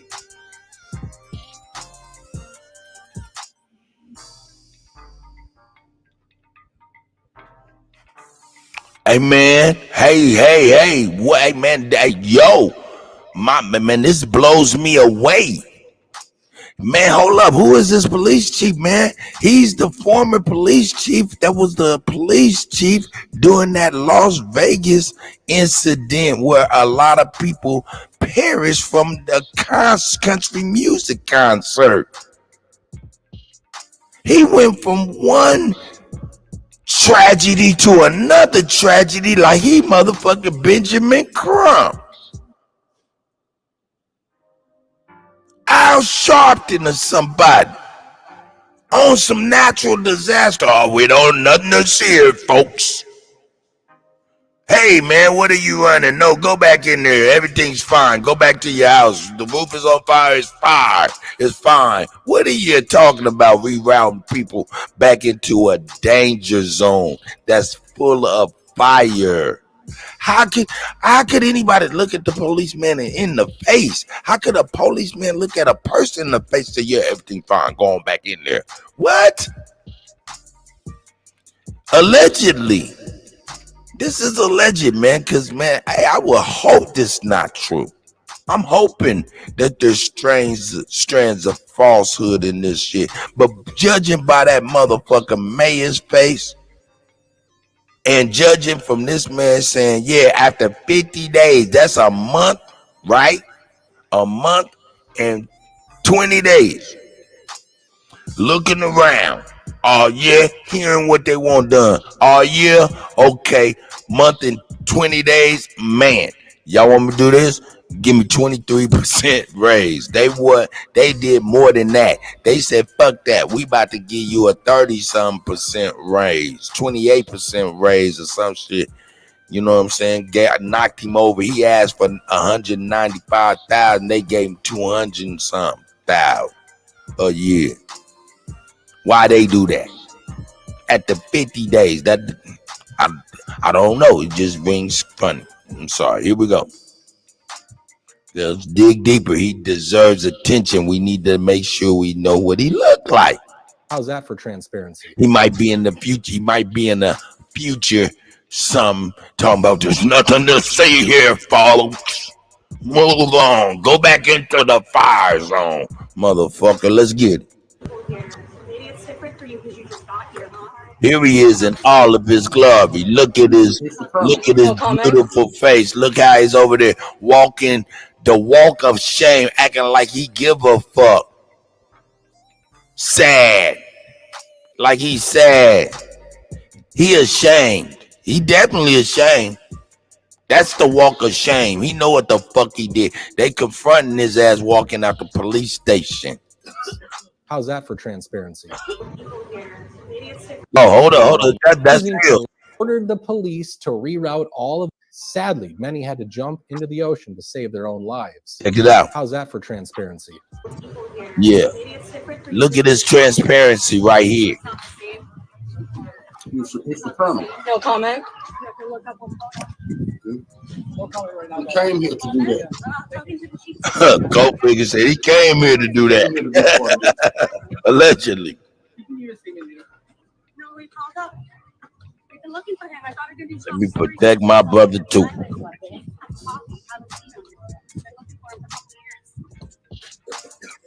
happened? Can you explain Kono to me again, sir, and Aloha? I'd love to hear it from you. Why are you shaking your head? Why are you shaking your head, sir? You don't want to answer, huh? Okay. We'll talk to you another time, guys. Yeah, you won't talk to us another time. That's the thing. It's a very cowardly move. Yeah, very cowardly. Maui Police Chief John Pelletier told reporters that the fire had melted metal, making the remains extremely difficult to identify. When we find these, our family and our friends, the remains we're finding is through a fire that melted metal. We have to do rapid DNA to identify them. Every one of these 89 are John and Jane Does. We know we got to go quick, but we got to do it right. So when we pick up the remains and they fall apart, and so when you have 200 people running through the scene yesterday, and some of you, that's what you're stepping on. I don't know how much more you want me to describe it. That's what you're stepping on. Give us a little bit of time to contain that. Man, this sounds like he's repeating the script. He's like an actor. He's over there on some Bruce Willis looking. He on some try to win the Academy Award shit. Some of you, that's what you're stepping on. Now it's your fault. It's your fault. He's over there blaming people. We got to go quick, He over there blaming people for running through the fucking fire, trying to get away. Talking about, yeah, you're running through the fire, right? And there's debris of human beings floating everywhere, and you're expecting the investigation when that's happening and you're running from the fire. It's your fault that you're messing up this investigation and this response. It's your fault that you're trampling over debris of people. Well, this is crazy what I'm thinking I'm hearing. Y'all tell me what y'all think y'all hearing. Here we go. Do it right. So when we pick up the remains and they fall apart, and so when you have 200 people running through the scene yesterday, and some of you, that's what you're stepping on. I don't know how much more you want me to describe it. That's what you're stepping on. Yeah, the water and the timer cut off. Please, because we've got to go make 89 notifications. And coming from a place that had to make 58, I understand the pain this is going to take. And we're not done with 89. Hold up. The pain coming from a place that had to go make 89 notifications. He said he got to make 89 notifications. How about over 1,000, buddy? Why are you saying 89 notifications? How about over 1,000? Coming from a place where you had to do 58, was that on your resume, sir? Hey, I know how to do 58 announcements and talk to 58 grieving people and rock them to sleep, allegedly. Is that what you went to Honolulu, the dream job? Thought it was shit. I could be the police chief in Maui. Fuck it. Man, that's a fucking vacation spot. All it with me. Shit. Man, yeah, I'm gonna be the police chief of Maui, man. I'm gonna chill on out in there. After 30 days, they let your ass know what they really wanted your motherfucking ass to do. Allegedly. This is all alleged in my feeble mind. They let you know exactly what they wanted you to do based on your resume of 58. You may potentially have to do over 1,000 notifications, sir. Are you with it? He doubled back and said, you're going to have to give me a lot more bread than that. Hey, man. Allegedly. All of this is alleged from my feeble mind. And remember, I'm just a DJ, nigga. All I do is spin records. Here we go. Let's listen to this. Let's listen to him. Put him on full display because he deserves the publicity for his hard work. Let's get it. And coming from a place that had to make 58, I understand the pain this is going to take. And we're not done with 89. So just understand what this thing is, because none of us really know the size of it yet. Everybody wants a number. You want it fast or you want it right? We're gonna. What's the chances that you go from the head detective and crime scene investigator over one of the most violent killings in American history in Las Vegas, where he just said it, what did he say, 58 or 59? And then you get the dream job of your life after you just overseeing that. You should be fired in Hawaii, and then you get 10 times the bodies on your watch. What's the chances? Do it right. Rest assured, everyone, John Pelletier is going to do this right. And wait a second. He said metal melted. The average temperature of molten metal is between 2,200 to 2,500 degrees Fahrenheit, while wildfire temperature is up to 1,400 degrees Fahrenheit max. That doesn't add up. Switching gears now. In the past, former President Donald Trump addressed the survivors of Texas and recently Maui as well, right away. But America has been waiting to hear from Joe Biden after his no comment statement. This Donald Trump. Shout out to him. President Trump traveling to the Grand Rapids today to offer some reassurances to the Lone Star State. Thank you, everybody. I just want to say we love you. You are special. We're here to take care. Touring a local emergency operations center. The world is watching, and the world is very impressed with what you're doing. And vowing to local officials that they will have the federal support they need. We're going to be working with Congress on helping out the state of Texas. It's going to be a costly proposition. Probably there's never been anything so expensive in our country's history. Hey, man, shout out to Chief Warhorse, man. We love Chief Warhorse, man. Cooking with Chief, man. Hey, man, y'all look that up on YouTube. Chief, Cooking with Chief Warhorse, man. Hey, that's Chief Warhorse.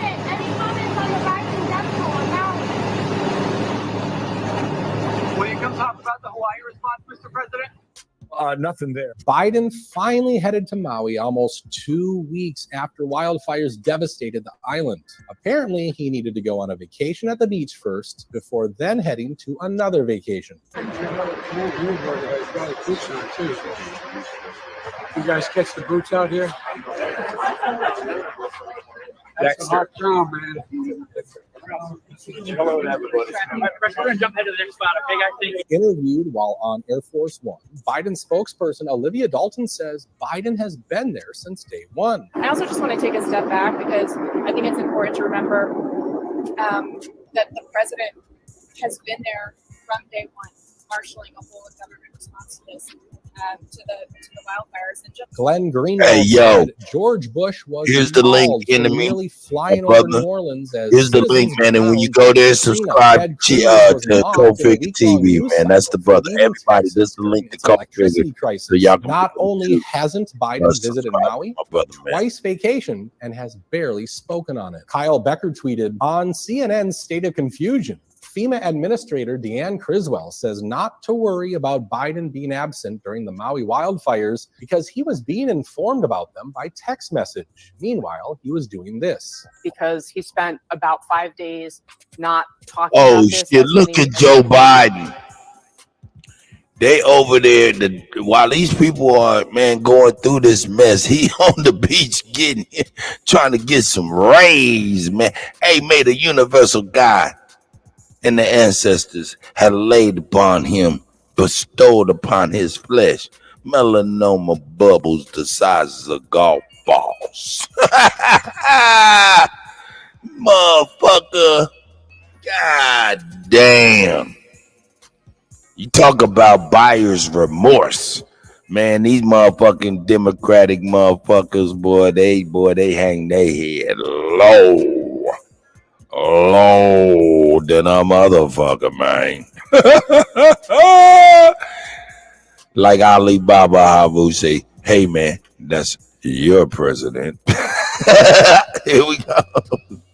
The devastating images Drop the and link numbers to were it, man. coming. Get y'all Do you think the preview, Republican man. criticism of the president's problem, man. willingness to talk about this in public or lack thereof is fair criticism? Sunbathing while them damn people is You know, what I can tell you is the president directed me to go to Maui to assess the damage, meet with the governor, meet with the local officials, you know, giving me the opportunity in this space to make sure that I can understand what's going on. And then I report back to the president.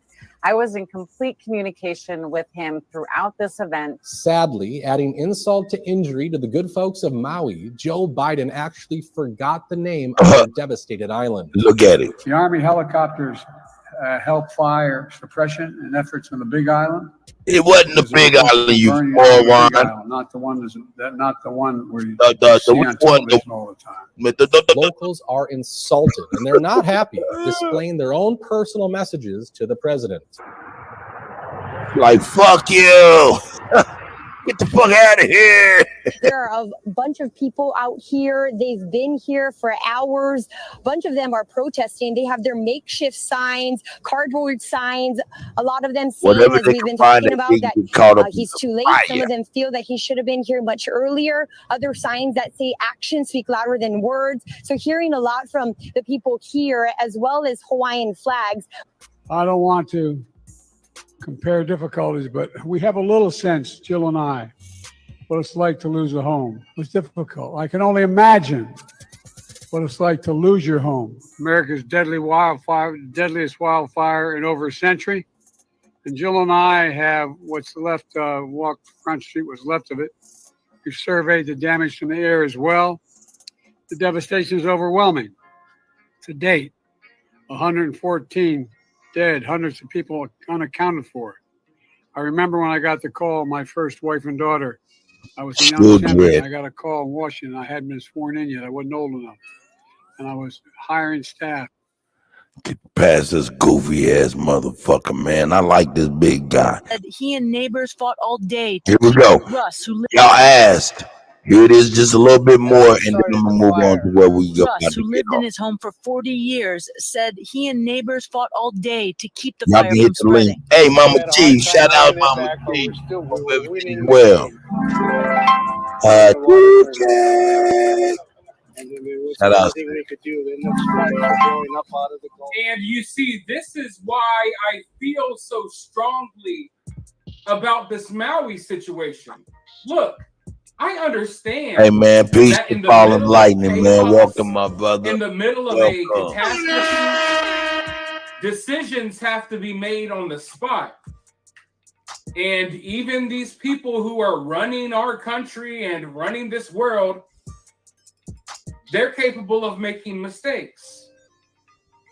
But when you hear things like they cut the water off in the middle of these people fighting the fire, I can't help but feel like that's more than a mistake. Common sense tells you that people are going to need the water to fight the fire, even if it's not the people. The firefighters are going to need the water. If anyone needs the water right now, it's the people whose homes are burning down, who are trying to stop this fire from spreading. So the reason I feel so strongly about this is because if you know the full details and you pay attention, you see that this stuff, it goes beyond a mistake. Common sense. I mean, this is not a decision that should have ever been made. Can any of you all come up with a good reason as to why they Tom Max, I see you, Tom Dad, baby. Hope you're doing well, my brother. They were probably, I don't want to say too much, but I guess maybe someone got upset that the people of Maui were banding together and they were holding the flames back. Maybe they didn't want that to happen. Maybe, just maybe, someone didn't want the flames to be held back. This man right here, his name because is if they didn't want this fire to spread, Cinema or Shogun? Cinema Shogun. Why would they cut the water off? It's not some big conspiracy. It's just common sense. And this is why I encourage people not to go off the rails when it comes to stuff like this. They want you all talking about laser beams and stuff like that. And listen, I'm not saying that that didn't happen. Direct energy weapons are real. Lasers and stuff are real. I don't necessarily think that that they used these weapons on Maui, but the point is this. Hey, peace, true. They want you all to focus over everything, man. Grand Rising, my brother. They want you all to talk about stuff like that, so you're automatically written off by most of society. Yeah, people like me, people like you, we're on the same page. We know there's a lot of weird stuff going on, but the majority of our society, they start seeing talk about laser beams and things like that, and they automatically turn around and write everything off as a conspiracy theory, and they never look any further. But there are very simple things that we can point out that any person, even if any person, should be able to kind of grasp. You know what I mean? Cutting the water off, blocking escape routes. I just feel like there's so many things that we could hone in on so we could really so we can really start having the conversation before we take it to the next level. I think the problem in this country right now is that we have a lot of people like you and me. We're kind of informed. We kind of know that there's a lot of messed up stuff Big going Chief, on. And then there's 18 people Willers, I see you, God. Master Green, I see y'all. And the problem is, I feel like a lot of the people who have knowledge and know that there's all this stuff going on, they lay it on too heavy on people. They lay things too heavy on people. They do too much too quickly. A lot of these people, they're automatically just going to write everything off if they start hearing about lasers and, you know, all of these crazy agendas that we know are real, but at the same time, these people, they're not ready for that yet. Hey man, So there's that's the simple problem. ways. That's the problem. Hey man, who ready or not, here we come. You can't hide. The truth gonna find you and set you free, hoes. Nigga, I don't like that when people subscribe to, hey man, people ain't ready for this. People ain't ready for that. Hey man, I don't subscribe to that stuff. I don't subscribe to that stuff.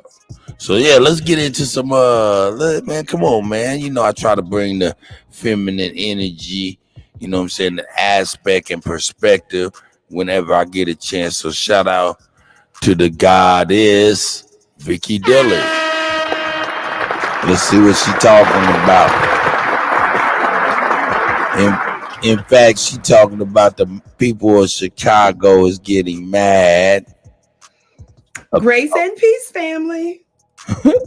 About the migrants being Grace and peace. shipped into Chicago heavily. Assalamu alaikum. Look at it, Vicky. Yeah, look at me. She knows she like I be trying to be proud in the motherfucker. Shout out to Vicky. Namaste. God damn it, shit.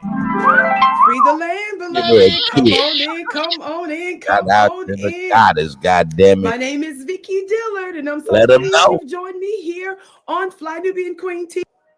Now see, hey, I can't wait for my sisters to go ahead and be like, yeah, Kutty, I need to get on a regular basis, man. You know what I'm saying? So I could be able to play our indigenous Aborigine sisters too, man. For real, man. Come on, ladies, if y'all ready to do it, let me know. I want y'all to do it too. Everybody. The cheap war horse is getting busy. There's all kind of different ladies that's trying to get busy. Some of them, man, try to come over here and derail and usurp on some Black Lives Matter takeover Democratic Party style. But we'll get into that. Y'all see on Saturday we're gonna have Rico Dukes over at about 6:00 Central Time. You know what I'm saying? And we're gonna go in, man. Shout out to Rico Dukes and Chief Eagle Eye. But we're gonna go in, man, and get that man his proper due. So shout out to them. Yeah. I was embarrassed that people are part of our shit, man, tried to do some of the shit they tried to do. And yo, that shit was crazy. But anyway, I digress. Here we go. Let's get it. Biggie, look at you, yeah. Get it, yeah. TV.com, the network for melanated people just like you. Yeah. Welcome I see to you. the Yeah. broadcast. We are so pleased that you have joined us today, beloved. As you come in, giving us a big thumbs up. Be sure to like, be sure to share. Thank you so much for joining us. We've got some good information to share with you with the quickness, dear family. With the quickness. Oh, thank you all. Thank you, beloved. Thank Oh, you. yeah, man. Family, thumbs up. We need to get into now. shit. I want to get to where we need to go quickly because I've got an interview right after this, but I had to come to the family today with this information. There was just no way I couldn't just, let y'all Let's get it. See you in the digital building. Oh, Chicago family. All right. Now, let me first say this, family. You all know that the Democrats have really pushed for us as their number one voters to go for immigration, right? Thank you. And they have told us that it was in our best interest to push for immigrants and other people groups, right? They told us we need to welcome with open arms both legal and illegal immigrants. Is that right, family? They told us that was our duty, basically. And so we understand that billions and billions and billions of our very black dollars have been spent supporting those who broke federal law to get here. Or, all right, I just lost y'all for a minute, I thought. And so we went for that, right? We said, oh, okay, you know, we said, sure, we'll fight for that. We said, we'll do this, we'll do that, and all this mess, right? Well, we realized that the moment we said, well, wait a minute, wait a minute. We didn't say, wait a minute, we said, wait a minute. When we realized, wait a minute, you all are giving them housing. You all are giving them financial resources. You all are giving them, every time we talk to you about reparations, you laugh at us, right? You say this can't be. We see you all giving both legal and illegal immigrants resources. Is that right, family? So we've been playing this game with them for a long time. We've been fighting with them and for them and all that madness. Is that right, family? So we're a little tired of this. We saw where y'all gave the white Afghans resources. I'm going to say the same thing for the next, I don't know how long, as long as these elections are going on, you're going to hear your sister with the curly braids talking about it. We saw y'all give the white Afghans resources. During the pandemic, the Asian Pacific Islanders said that they experienced racism in 1 year's time, and $50 million that was already in the government was redirected to the Asian Pacific Island community, and they got political protections by your Democratic president, your Democratic Senate at the time, and your Democratic House of Representatives at the time.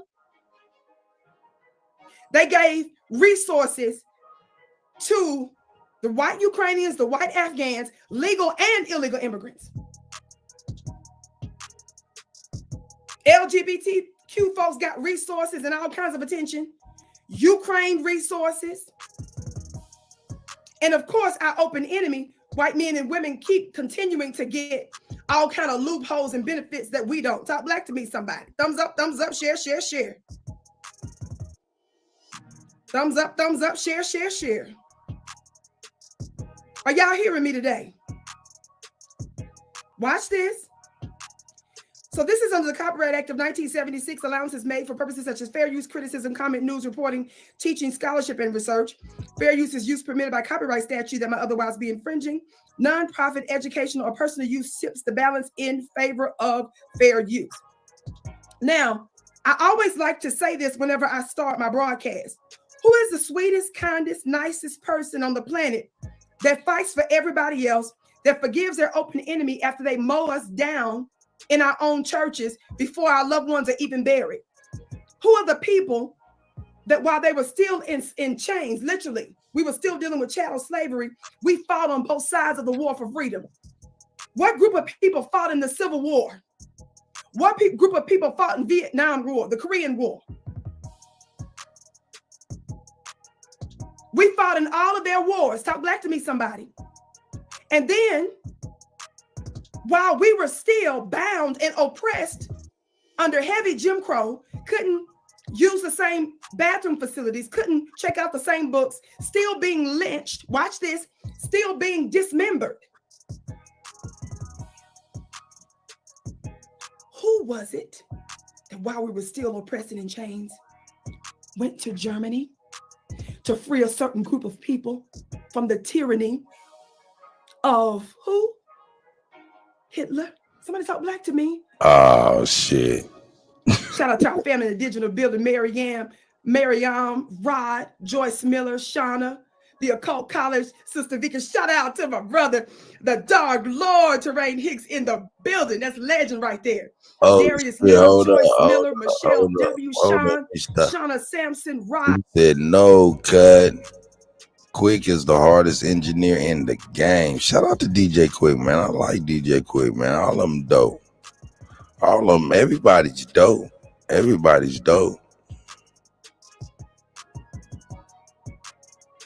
You say Dre gets quick to master his shit? Nah. No, I don't. That right there, that's hard to believe, man. Really, as a mastering engineer and knowing the process, you know, I don't know about that one. Anyway, here we go. Hey, shout out to you though, my brother. I appreciate it. Thank you all so much for joining us today. Thumbs up, share the broadcast. I won't be before you long, but I will be strong. I said, who is the sweetest, kindest person? Then, what group of people had the nerve? We found out that there was no group of people, including the Red Native Indians. There's no group of people, legal or illegal, and even those that we went and fought for in Germany, that didn't participate in our undoing. That's real though. Are y'all hearing me today? But the Red End, she's misguided. She's misguided. So we who love everybody else, we're just saying we need y'all to love us back. We're saying we need you all to have our back. We said we. I want to hear what Chicago people talk about, girl. But look, just because I'm reading from Fox News, I got to be careful because I always have to make this disclaimer. And I don't like to make this disclaimer. Don't think that CNN and MSNBC is more righteous than Fox News. Fox News at least has enough sense to be openly anti-black. The Democrats pretend like that they're your friends. That's the worst kind of enemy. Talk back to me, somebody. The worst kind of enemy. I'm gonna leave it at that, man. God bless Sister Betty, man. I mean, Vicky, man. Hey, shout out to Sister Betty though, folks. For real, that was a 40 and slip, man. I must have forgot her in all my salutes to everybody. Shout out to Sister Betty, man. That's Cheap Morning Thunder, man. She's near and dear to our heart. Anyway, shout out to Vicky though. You know what I'm saying? But we're gonna move on, man, because she on that blackity black but blackity black black black black black black black black black black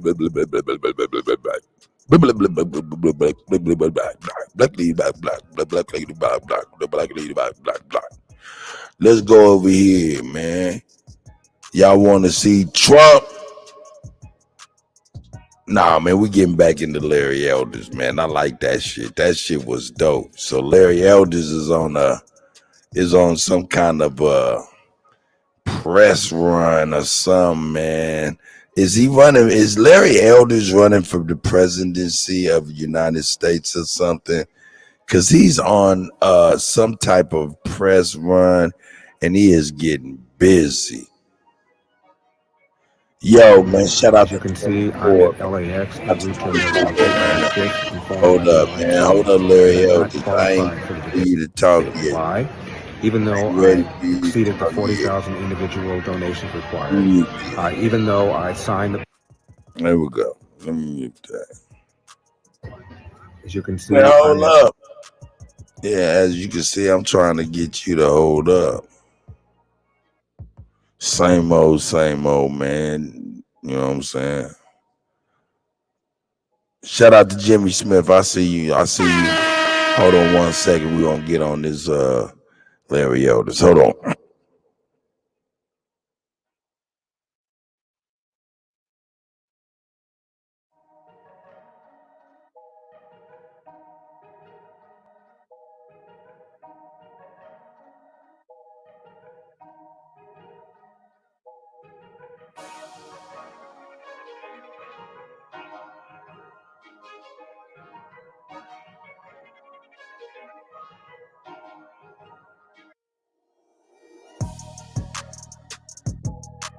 All right, my bad, y'all. I had to see my wife gone, man. Let's see here. Let's see what this is. Man. What Larry Elders done did today.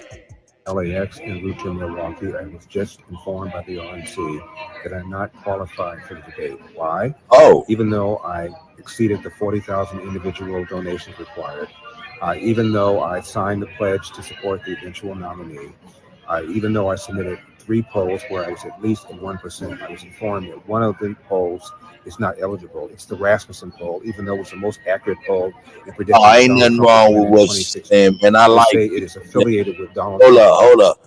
Let me answer the isness's question, and let me bring Larry Elders back, and so we can get him clearly for real. And let me full screening, man, so we can get all of his him and his whole pineapple shaped dome.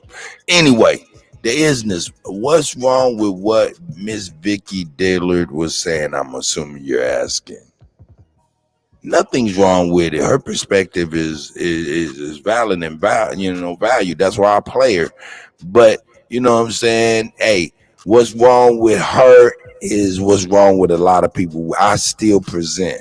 Like, say, for instance, the bishop. I bring the bishop for hours, but the bishop shoved that religion down us throat a lot. And we done transcended from that stuff. And Vicky Dillard, even though we love her, she is blackly the black. I know black. Nah, I'm just fucking with you. That's all. But yeah, her perspective, and we agree with him commonly. I bring Sabah Suit and Seti. He's Africa. You know what I'm saying? We don't agree with that. But when it comes to geopolitical news and perspectives and stuff, I bring these people we disagree with, you know what I'm saying, on different aspects, and bring geopolitical news, and so we can be like, yo, that perspective we still agree with. Feel me? Even if we don't think the same philosophically. If that makes sense to isness, I figured I go ahead and take this time and explain that properly to you. You know what I'm saying? Hopefully I did a good job. Here go Larry Elders. Man, this man got a Mr. Potato Head for real. God damn.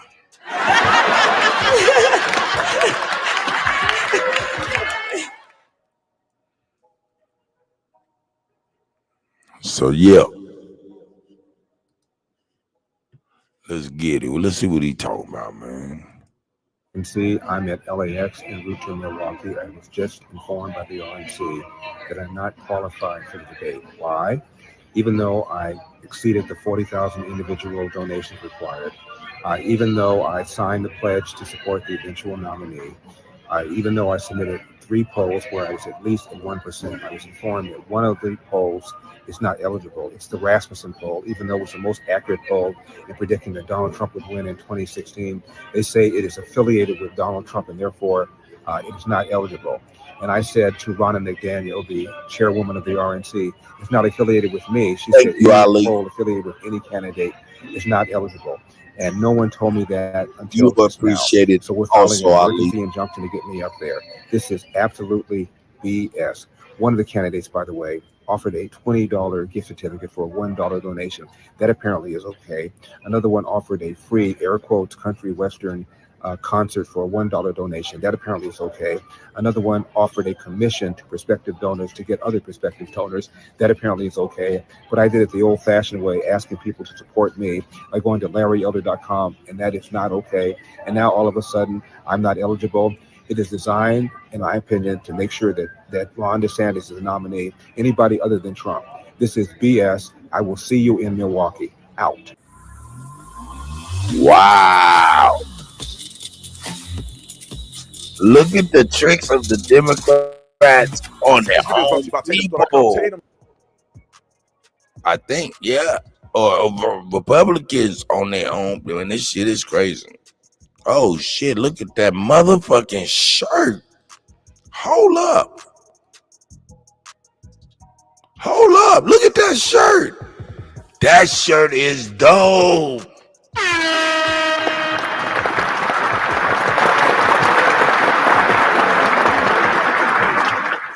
Wow. 4-time indictment champion. That shirt is dope, dog. I'm about to go find that motherfucker right now. No bullshit. That shirt is dope. About to go get me one immediately. Yo, man, I need to get with Chief and Taz, go figure out what they doing, man. See if they gonna do the cut you killing me shirt, killing them shirts, cause them motherfuckers is fly. I done designed that shit. That shit is slick. I think y'all dig that shit. That shit is slick. Slick than a motherfucker. But anyway, enough about me. Let's get to that 4-time indictment championship. That motherfucker is dope. Got him with some 4-finger rings on. That shit hard. Here we go. Shout out to Officer Tatum. You know what I'm saying? I like some of his perspective. You know what I'm saying? But I'm sure we philosophically different. Here we go. .com, ladies and gentlemen, 4-time indictment champ, Donald Trump. Nobody made slick. a shirt like this, man. I graphic designed and did this shirt, and this is probably the coldest shirt I've seen in the game. That shit is I really slick. do think Trump is going to beat these indictments. They've done too much. One indictment, you say, did he really do it? 4, 5 indictments, y'all, it's a witch hunt. Make sure you put in discount code. What would we do? Trump 4X. Put in Trump 4X, and you will get 30% off the entire store. Trump 4X. Get 30% off the entire store. Link is in the bio. Ladies and gentlemen, let's get into this. Ladies and gentlemen, and ladies, welcome back to the Officer Tatum Show. I see that the Sage is calling in. So Larry Elder is going to join me right now, and we're going to have a conversation about what in the flying flip is going on. Larry, welcome to the show. Mr. Tatum, thank you so much for having me. I appreciate it. Larry, what in the world is going on here? Like, I'm getting perplexed at what the RNC is doing and all the excuses that they're making, potentially not allowing probably the best American of African descent candidate to ever exist. Oh, shit. Meaning you, to be able to debate and show the world that we have great ideas too. Well, I've met all their criteria. They wanted 40,000 individual donors. Check. They wanted to make sure that 200 came from 20 different states. Check. They wanted to use a certain platform to verify the numbers. Check. They wanted an assurance that whoever the nominee is, I will support him or her. Check. Here's where it gets gray. They asked for 3 national polls, putting me at 1% or better. I submitted 3. And then after I submitted it, I get a phone call from Ronna McDaniel, the chairwoman of the RNC, and she says, we can't use one of your polls, Rasmussen, because it is, quote, affiliated with Donald Trump, close quote. Well, assuming that's true, it's not affiliated with me, so what difference does it make? Well, we're not using any polls that's affiliated with any of the candidates. Since then, Rasmussen has put out a statement and said, we are not affiliated with Trump. He did not commission the poll, and he didn't even suggest the poll. But after that, we submitted yet a 4th one that has me at 1.4%, which is even higher than the 1% that they wanted. But I submitted it after the deadline because I didn't realize that one of them was going to be rejected. So based on all of that, I see no reason why I can't get up there in that debate stage.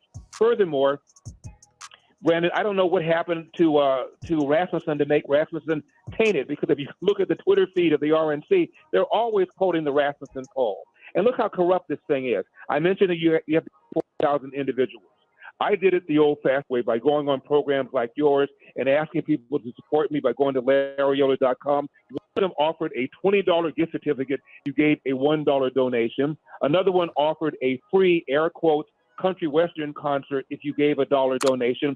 Another one gave people a commission to go out and get other donors, and then commission to get more donors. I didn't do any of that stuff, which I thought was maybe arguably even illegal. I just asked people to support me. So if the whole point was to make sure qualified people were up there, that corrupt way some of them got up there just makes that whole process seem absolutely insane.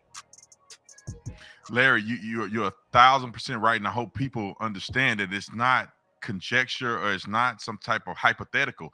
I heard through the grapevine that there were people who, what they were doing was they had like a super PAC scenario where the super PAC had enough money to give people in order for them to get the 40,000 donation.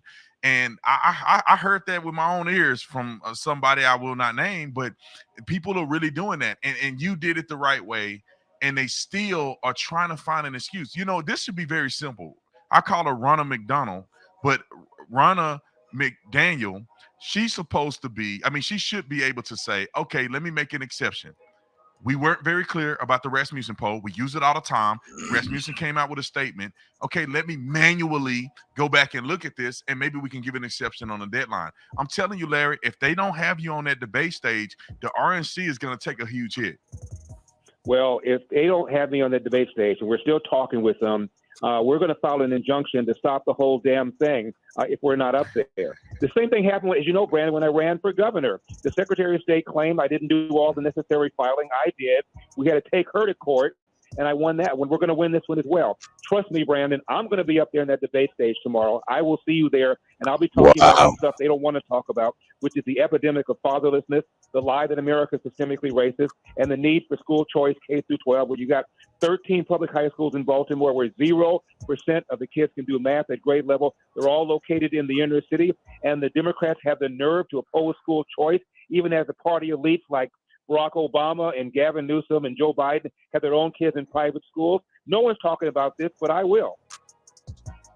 Amen. And I got to ask you this, Larry, before we get to the break. And I know you're a busy man, but how was it on the Breakfast Club giving them that smackdown? I just want to know how it felt. I've been my whole life, I've been like, if I can see Larry Elder get on the Breakfast Club and just destroy their liberal ideas, I would have made it.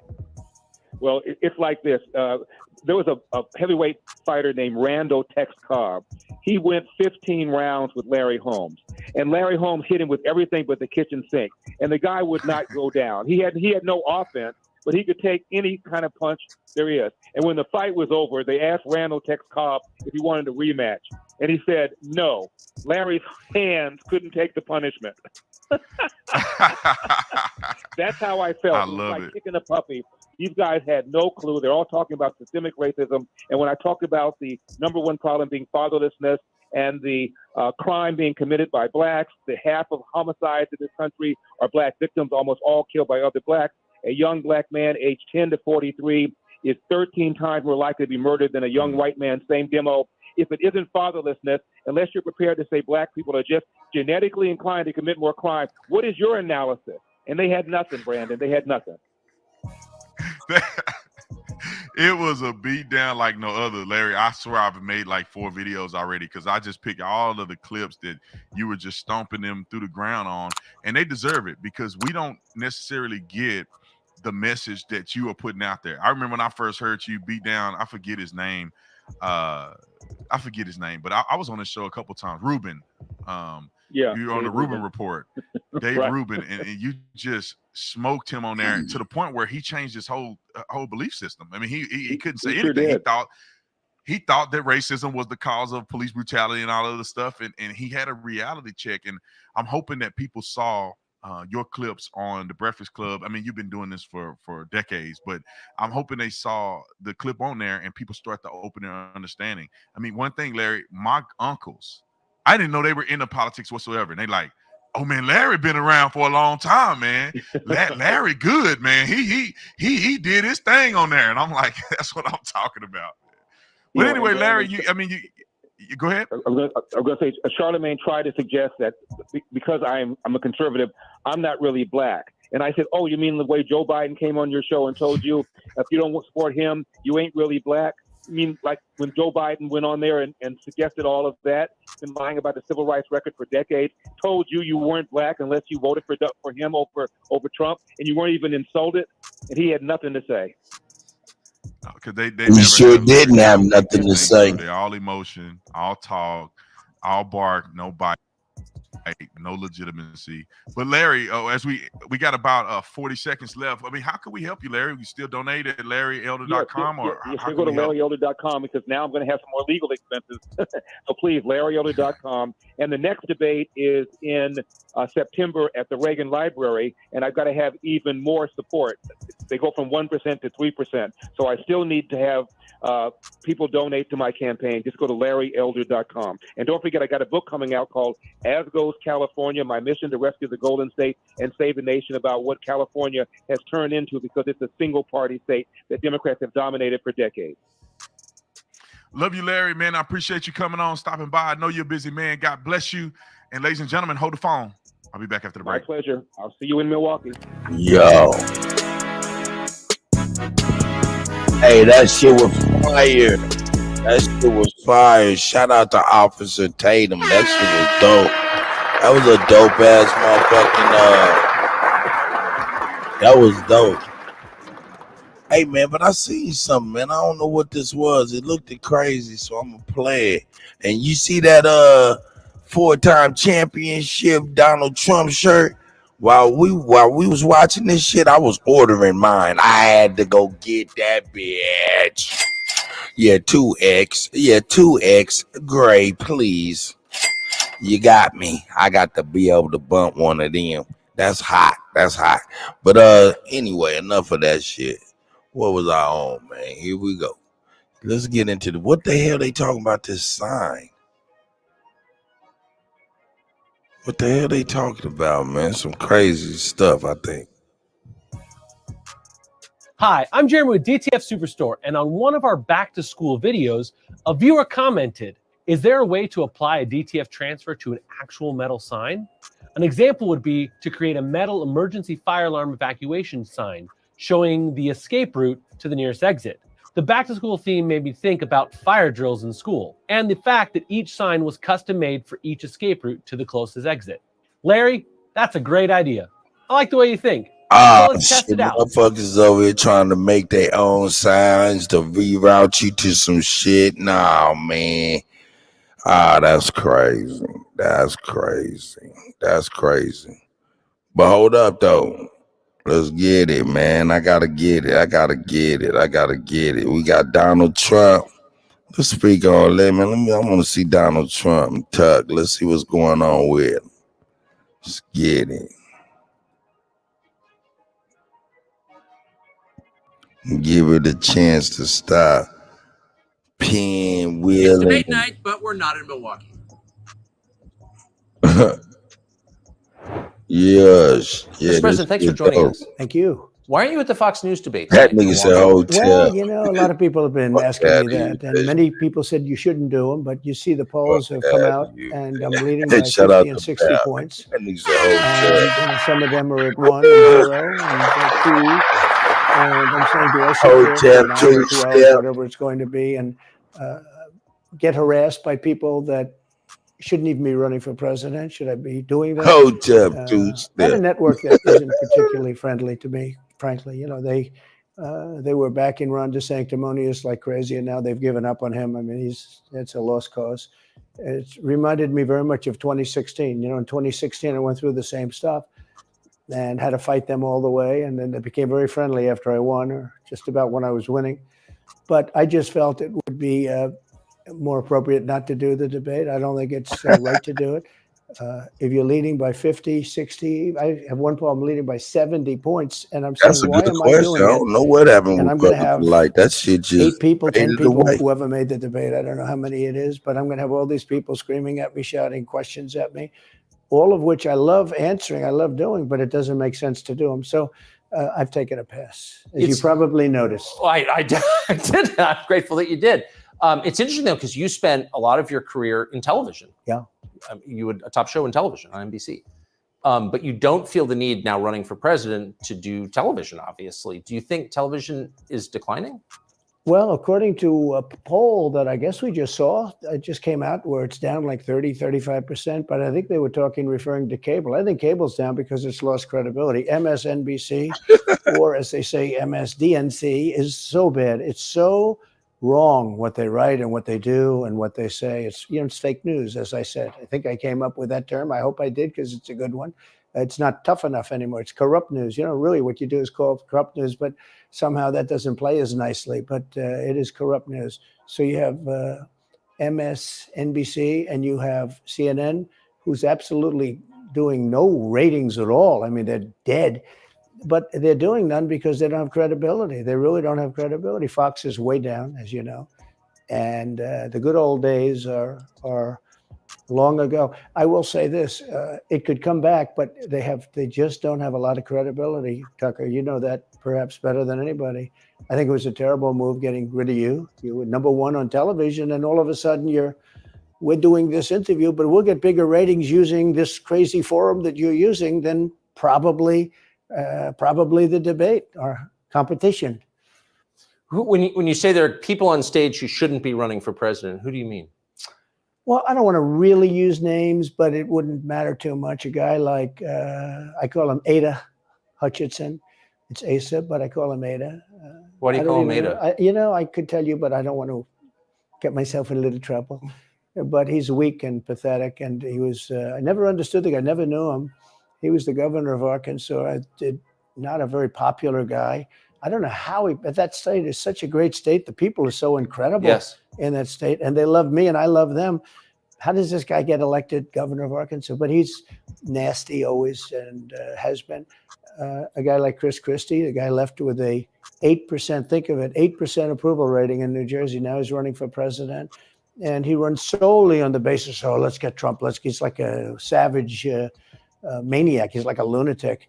And that's all he talks about. His poll numbers are very, very low. He's about 2%. What's he like? You know him well. No, I've been friendly with him over the years, but I couldn't give him a job because I just never trusted him very much. I was just never one of his people that really trusted him. I never gave him the job. And that's one of the reasons he feels so hurt and so betrayed. And I understand that. I really do. I understand it. But I never gave him, he wanted to be different things. He was looking at different elements of the administration. And I decided I didn't want to do it. And now I'm glad I did because you see, but we had some great people. I had great people. We'll have even better people if we do this because now I know Washington. Before I didn't know Washington. But guys like Bill Barr were terrible. I mean, they were, I would say, Bushies. I say that with respect to the Bush family, but they were Bushies, and it doesn't work out for us. It was clear, this is kind of far afield, but it was just interesting. I read Barr's account of his time. He wrote a book about it, right? His autobiography. And in it, he lies about Jeffrey Epstein's death. Clearly lies. Do you think Epstein killed himself sincerely? I don't know. I will say that, he was a fixture in Palm Beach. Yeah. I don't know what Barr said about it either. I have no idea what he said. What did he say? He killed himself, probably? He said he killed himself and that they were going to do this investigation. They never did the investigation. It's never been public. And they hid it. And why are they doing that? And clearly Barr knew. But why would Bill Barr be covering up the death of Jeffrey Epstein? Bill Barr didn't do an investigation on the election. This is some crazy shit we're hearing. I mean, this is some crazy ass shit we're hearing. Now, understand if this, I don't know. I'm going to tell you. I mean, Tucker Carlson, we know him as a TV personality. And for the most part, Donald Trump, we know him as a billionaire TV personality, right? So when you watching this stuff and listening to what these people are saying, it's just almost like, it's not real, you know what I'm saying? TV like it's TV almost. But I think some people, man, I mean, because I think man, this shit is crazy because, man, there's a caveat to this. This is the former president of the United States getting ready to get on the campaign trail once again. He is a former president of the United States speaking like this. This is wow. This is wow.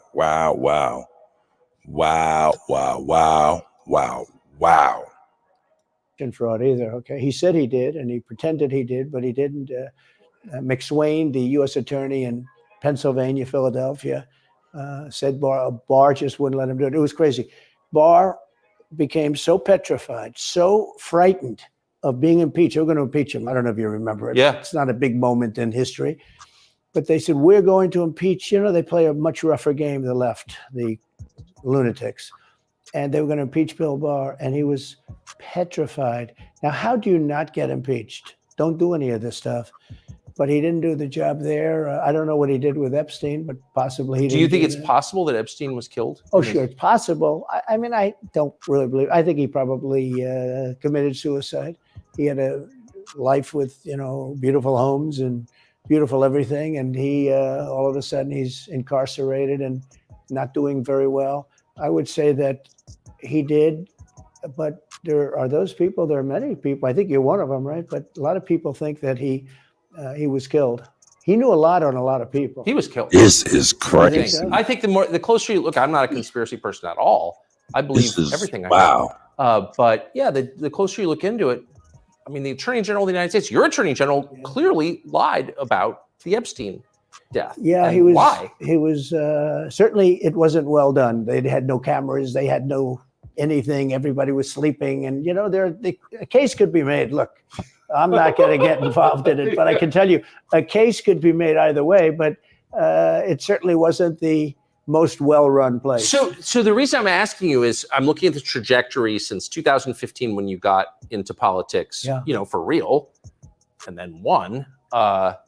It started with protests against you, massive protests, organized protests by the left, and then it moved to impeachment twice, right?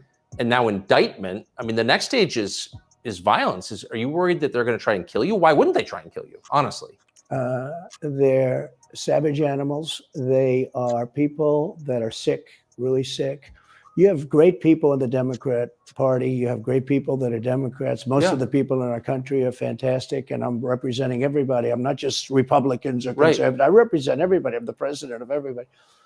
But I've seen what they do. I've seen the lengths that they go to when they make up the Russia. When that's exposed and they go down, and Barr should have gone after them, and other people should have gone after, and they did very late because the Durham report came out. It was fairly good. It could have been a lot tougher, I guess, but it was fairly good. But it explained how corrupt it was.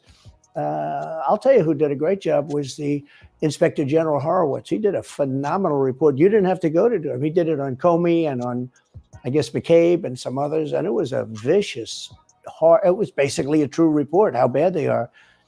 But these people are sick people. These are people that I think they hate our country. You want to know the truth. When you see open borders, when you see these policies that they have, and so many other things, it's so sad to see. We have a country that's very fragile right now. I've never seen, I will say, look, I ran in 16, which was 15, but I ran in 16, election in 16, and there was tremendous spirit. In 20, there was even more spirit. We got millions and millions more votes. It wasn't even a contest. People said, well, what'd you think of 20? I said, we did much better. We did. You got to base it on the number of votes. We got many more votes in 20 than we did in 16. But the election was rigged. It was a rigged election. And with COVID, they used COVID to cheat in a lot of different things. And we have so much on it. It's like so easy. But we had judges that didn't want to look. We had people didn't want to get involved. They called you, he's a conspiracy theorist if you say anything about the election. But I have never seen spirit like there is right now. Even coming down here, just the people on the road that are just absolutely going crazy. And the reason is, I think they like me, and I know they love my policies. I hope they like me too. A lot of people say they don't like me, but they like my policies. I think they like me. But I have never seen spirit like it is right now. And the reason is because crooked Joe Biden is so bad. He's the worst president in the history of our country.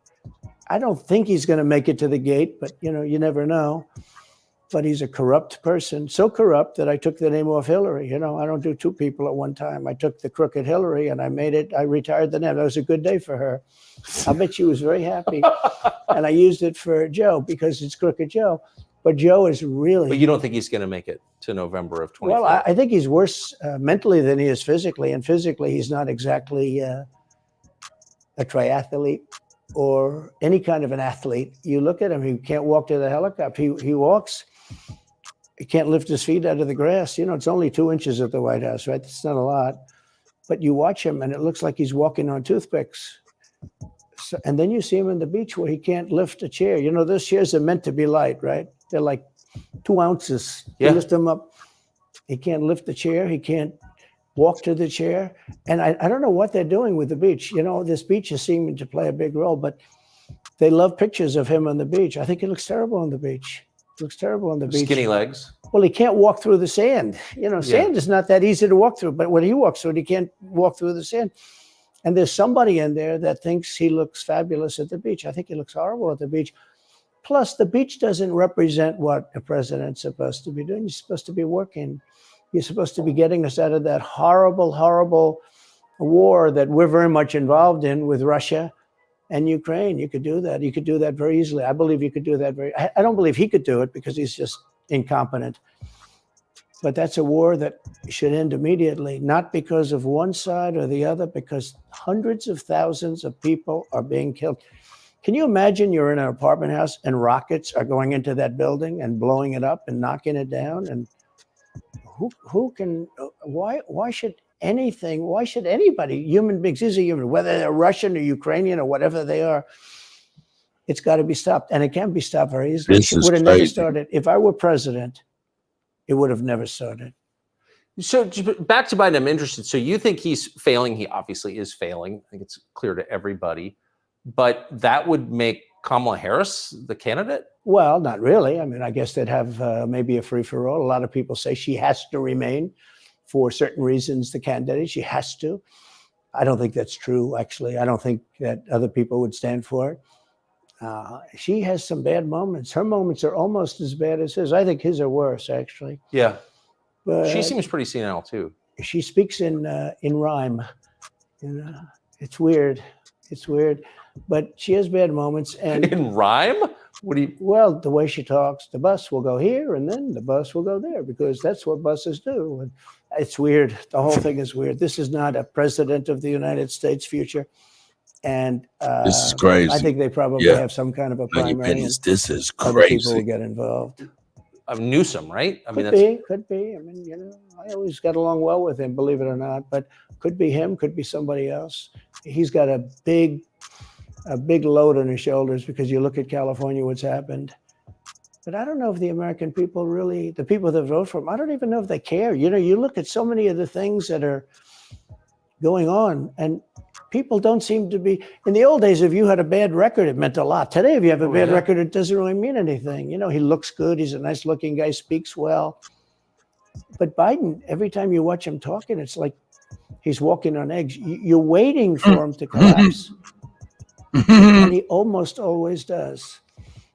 And I got to know the leaders of all of the countries, essentially, but the big ones.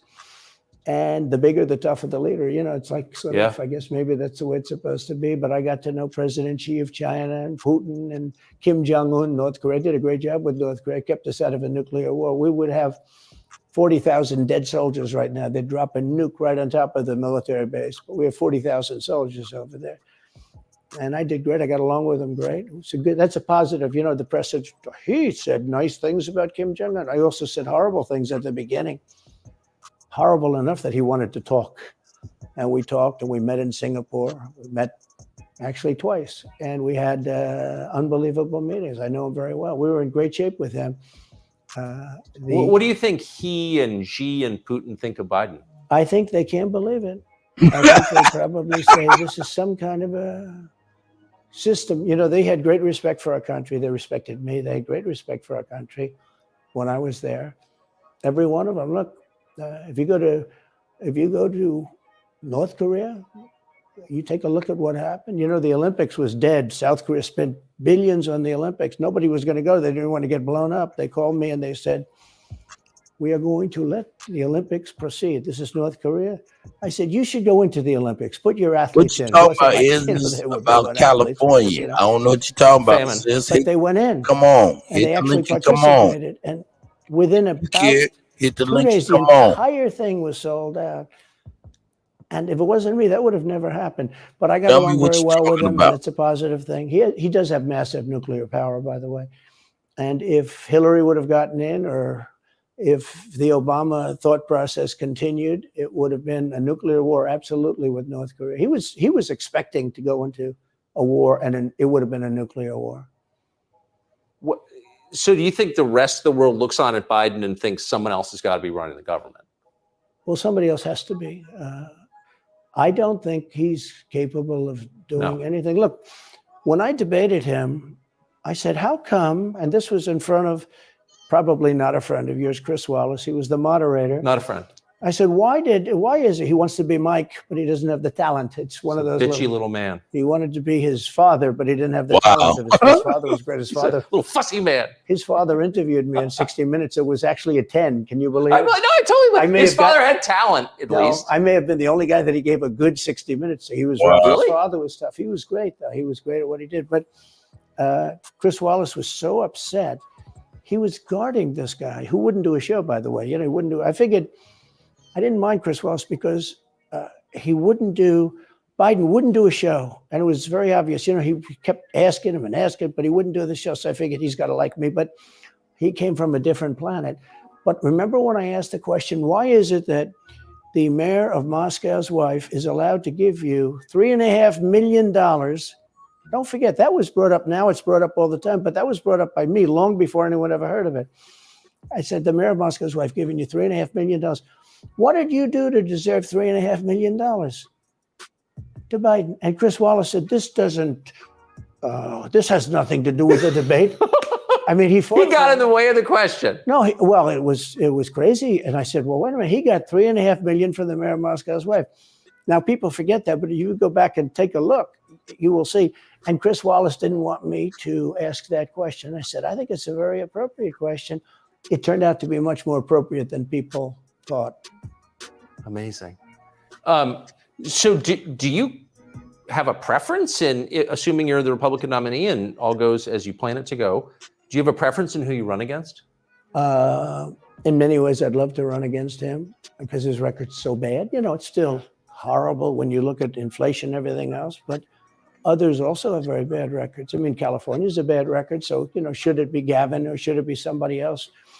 When I look at San Francisco, what's happened to that incredible city? That was one of the greatest cities in the world just a short while ago. And now it's very sad when you look at it. Los Angeles, every city practically, all the Democrat-run cities, you know, Republican-run cities are doing very nicely because they arrest people when you have crimes and they don't go after political candidates because they think it's good. You know, I mean, it's like been amazing. My poll numbers are the highest I've ever This shit is had. crazy. But because people understand it. Can I just ask you, that gets back to my original question. So if the protest didn't work, you got elected anyway. Yeah. Impeachment didn't work twice, obviously. Indictment is not working. Your poll numbers go up. When they raided Mar-a-Lago in August of last year, your numbers went up. They can indict you 20 times and you're not gonna lose the Republican primary because of that. Well, So, it makes it look even more ridiculous. I mean, the 4 indictments, and maybe there'll be more. I don't know. These people are crazy. But they're counterproductive. So if you chart it out, it's an escalation, is what I'm saying. Yeah. So what's next after, try to put you in prison for the rest of your life? That's not working. So like, don't they have to kill you now?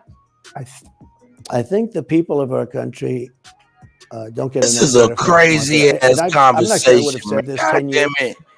This is a crazy ass conversation, man, from accredited in the past, I guess. I don't know. Discredited now. I don't know what they're. And this is Tucker Carlson, man, a journalist for all intensive purposes. This is a accredited journalist. I mean, golly. And this right here is the former president of the United States, and they're talking like this. This right here is unbelievable. This is wow.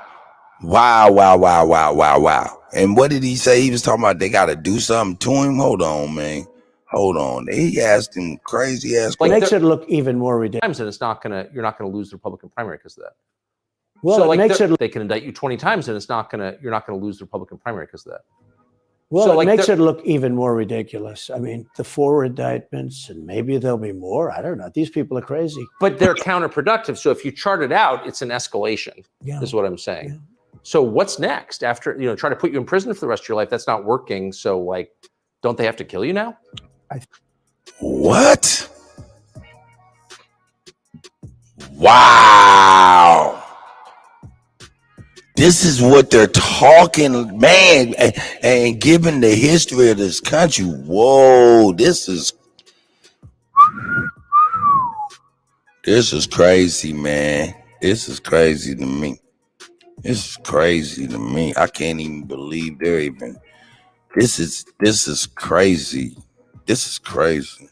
So if you chart it out, it's an escalation, is what I'm saying. Yeah. So what's next after, try to put you in prison for the rest of your life? That's not working. So like, don't they have to kill you now? I think the people of our country don't get enough credit for how smart they are. And I'm not sure I would have said this 10 years ago, but they get it. You know, they really get it. When somebody gets indicted, your poll numbers go down. When somebody gets indicted, you announce, ladies and gentlemen, I'll be leaving to spend time with my family and to fight for the rest of my life on this stuff. But you're out of politics. I got indicted 4 times.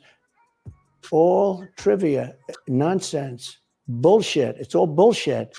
Uh-oh. It's horrible when you look. Hey, man, God damn it, hold up.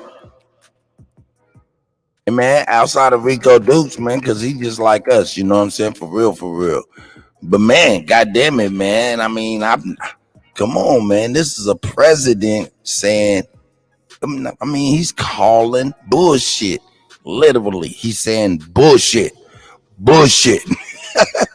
Golly, man. Come on, man. This is crazy to me, man. This is the first time I watched this. I'm watching this with y'all. This is wow. Wow. All trivia, nonsense, bullshit. It's all bullshit. It's horrible when you look and you look at what they're doing.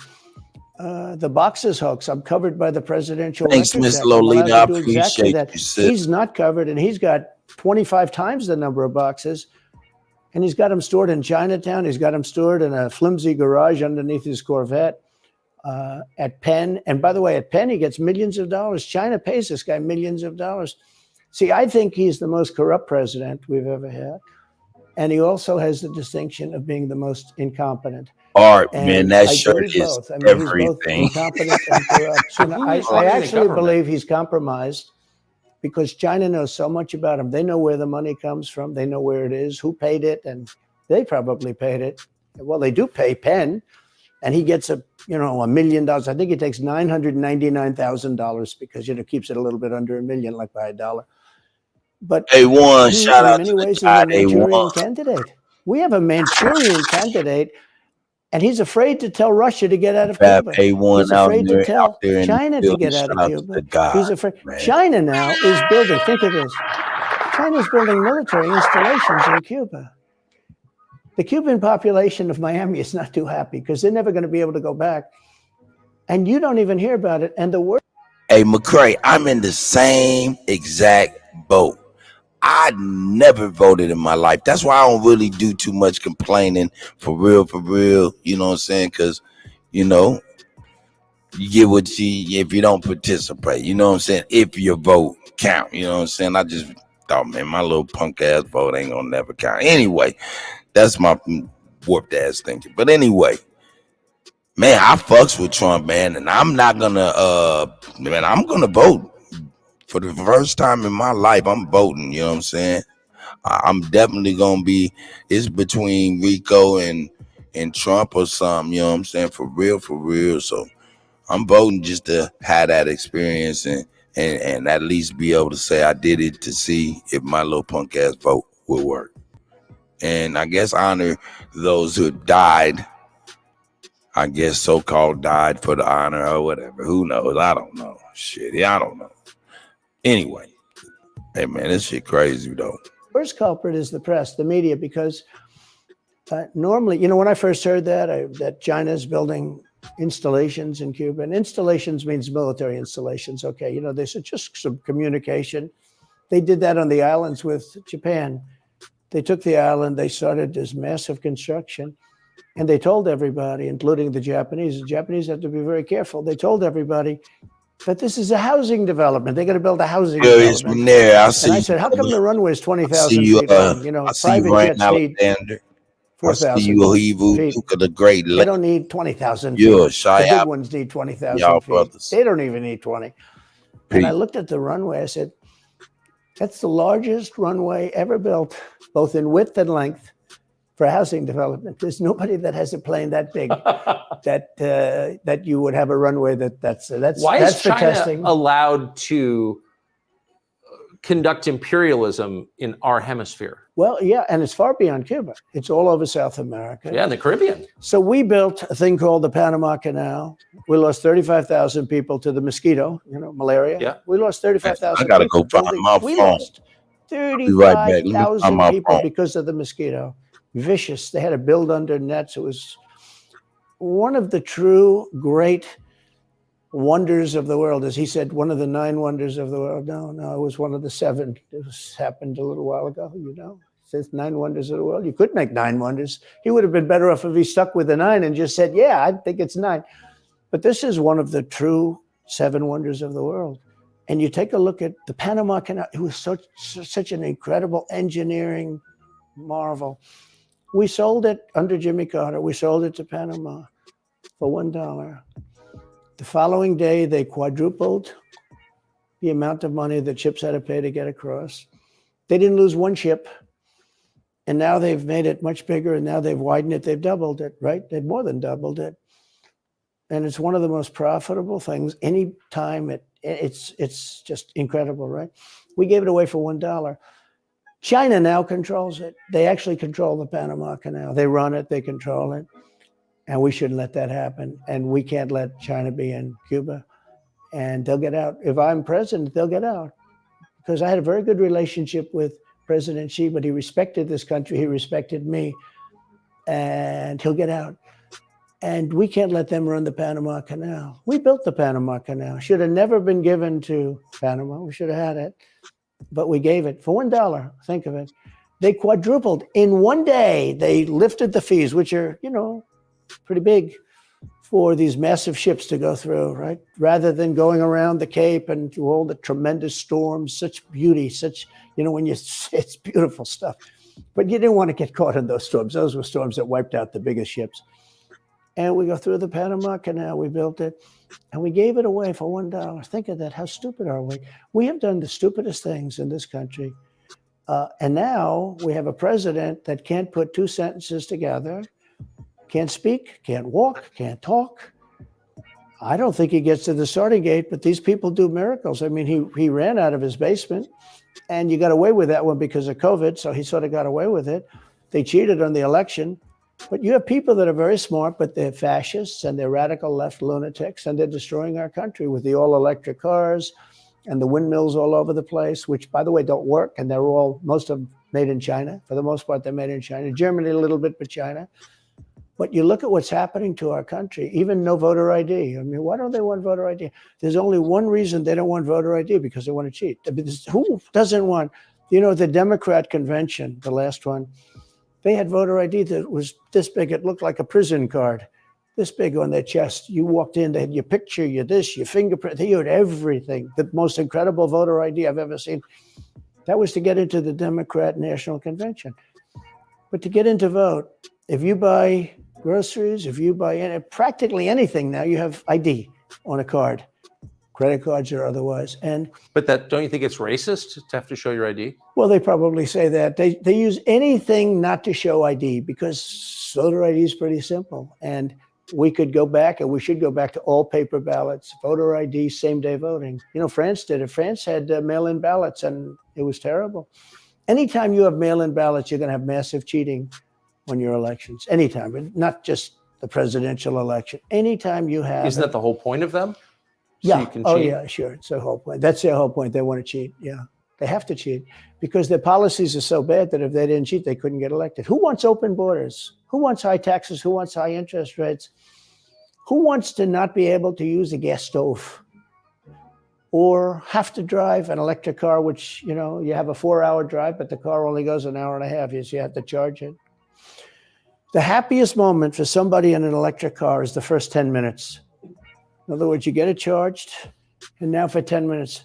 The unhappiest part is the next hour, because you're petrified that you're not going to be found to another charger. People, I'm saying, I'm not knocking electric cars, they're fine. They're fine. But if people want to buy a gasoline car or a hybrid, hybrids are pretty good, actually, but they should be allowed to buy. They don't want to do any of this. So right now, California's in a big brownout because their grid is a disaster. The grid all over the country is sort of a disaster, but the grid in California. And yet they want to have, in a very short period of time, millions and millions of cars going off that grid, essentially. It doesn't work. So plug your car into a grid that's failing. You should be able to buy an electric car. Electric cars could be fine if you drive short distances and you want to have, whatever, and you have plug-ins everywhere you go. They could be fine. But you got to have gasoline cars. You got to have everything. Let people buy everything. Now there's the new thing is your heating systems in the house. They don't want you to have a modern day heating system. They want you to use a heating system that will cost you at least $10,000 to buy and won't work very well. You know, none of the stuff works as well. One of the things I did with EPA is you have states, many states, most of the states have so much water, you know, it comes out of heaven, right? The water pours down and you have it. It's there. It's got a... All right, man, I'm going to go on and drop the link again, see if anybody want to come in and see what's going on. Express themselves based on what they saw, based on the mayor of Honolulu, the police, you know, emergency management and all of the Biden stuff, man, and this here Trump stuff. So, I mean, yeah, if you like to chime in on this or present something else, come on in and hit the link and let's do it. Here we go. Go wherever it goes, into the oceans, whatever. Let's get It's not like a big problem. Now, in some states, they have a problem. You know, you have some desert areas and all, and for that, it's okay. But they have sinks where no water comes out. You turn it on, no water comes out. No water comes out of the shower. No water is allowed to go into the washing machine for your dishes or for your clothing or what. And I avoided all of that. Wait, they have sinks where no water comes out? Sure, you have restrictors. When I say no water, very little water. You want to wash your hands, right? Yeah. And you've seen this, and you turn on the sink and it's very little. Or you want to wash your beautiful hair, right? And you're standing under a shower. Then the suds never go. The water comes out very slowly. I'm sure you've seen this. It usually takes place in new hotels and new homes. Yeah, you take a drill and take the They have limiter out. well, you can, but now they make it so you can't do that so easily. They have a restrictor. It's called a restrictor, and it restricts the water from coming out. So I ended all of that, and you have to see these. They let the water come out. You know what people do? They wash their hands like 5 times longer, or in the washing machine, they'll press for their, let's say the dishwasher. They'll press it. Then they'll press it about 7 or 8 times. Yeah. They'll end up using more water, and it still won't be very good. I met with the head of Whirlpool. They were practically going out of business during my administration, and they said to me from Ohio, incredible, great state. I love Ohio. And they were really doing badly because people were dumping washing machines all over, mostly from South Korea, but also from China. And he was explaining it's just a terrible situation. I said, let me ask you, how's the quality? He says, we're better, but they are good enough quality. But, you know, of course he's going to say that, but, you know, they are better. He said, but they don't allow us. They're dumping these machines. They're cutting us in half. They're killing us. And on top of it, the government won't let us use water in our machines. I mean, he shows me like a quarter of a bottle of water. That's supposed to be washing clothing. And I freed it all up, and I put tariffs on these countries that were selling and the machines coming into the country. And that company went from all the washing machine companies, they make washing machines, they make dryers, they make all of the different machines that do this kind of work, including dishwashers. And they went from a disaster area to being just thriving. But can I ask, they love me in that part of Ohio. Well, I bet they do, but why should EPA, no one at EPA was elected by anybody. Yeah. Why do they have the power to decide how much water your washing machine uses? Shouldn't Congress in a democracy get to vote on that? Yeah, you could say that. They do things that are not very... So how do you, that's my question. How do you, if you get elected again, go back to Washington? Oh shit, breaking news. Breaking news on the music tip, hip hop rap tip. Rapper Blueface stabbed by a stranger while training at a LA boxing gym. Wow. Just came across my news wire. Rapper Blueface allegedly stabbed by a stranger while training at a LA boxing gym. Man, that's crazy, man. I hope everything, I hope it's not true. If it is true, man, I hope he's all right and everything's cool, man. Golly. Be careful out here. The world is crazy, man. The world is crazy, man. I'm seeing it every day. I'm seeing it every day. You are seeing it every day. I know you are. Wow. Anyway. question. How do you keep the agencies under control? How do you keep FBI and CIA specifically under control? The way you do it, like I fired Comey, that was a big deal. You know, a lot of people said, and I fired him very early. Somebody said, oh, I wish you would have fired him. There was a real question about firing him anyway. You understand, because, you know, when they have a 10-year term, there is a question.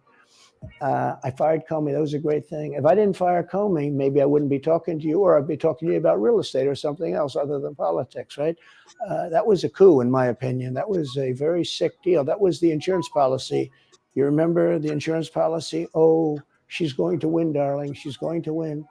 But just in case she doesn't, we have an insurance policy. An insurance policy was what they were doing. And we caught them with that. That was a very important tweet or whatever it was, text. It was a big deal. That was a big deal. The insurance policy. She's going to win 100 million to 1. That's not good odds. At least they gave me 1, right? 100 million to 1. But just in case she doesn't win, we have an insurance policy.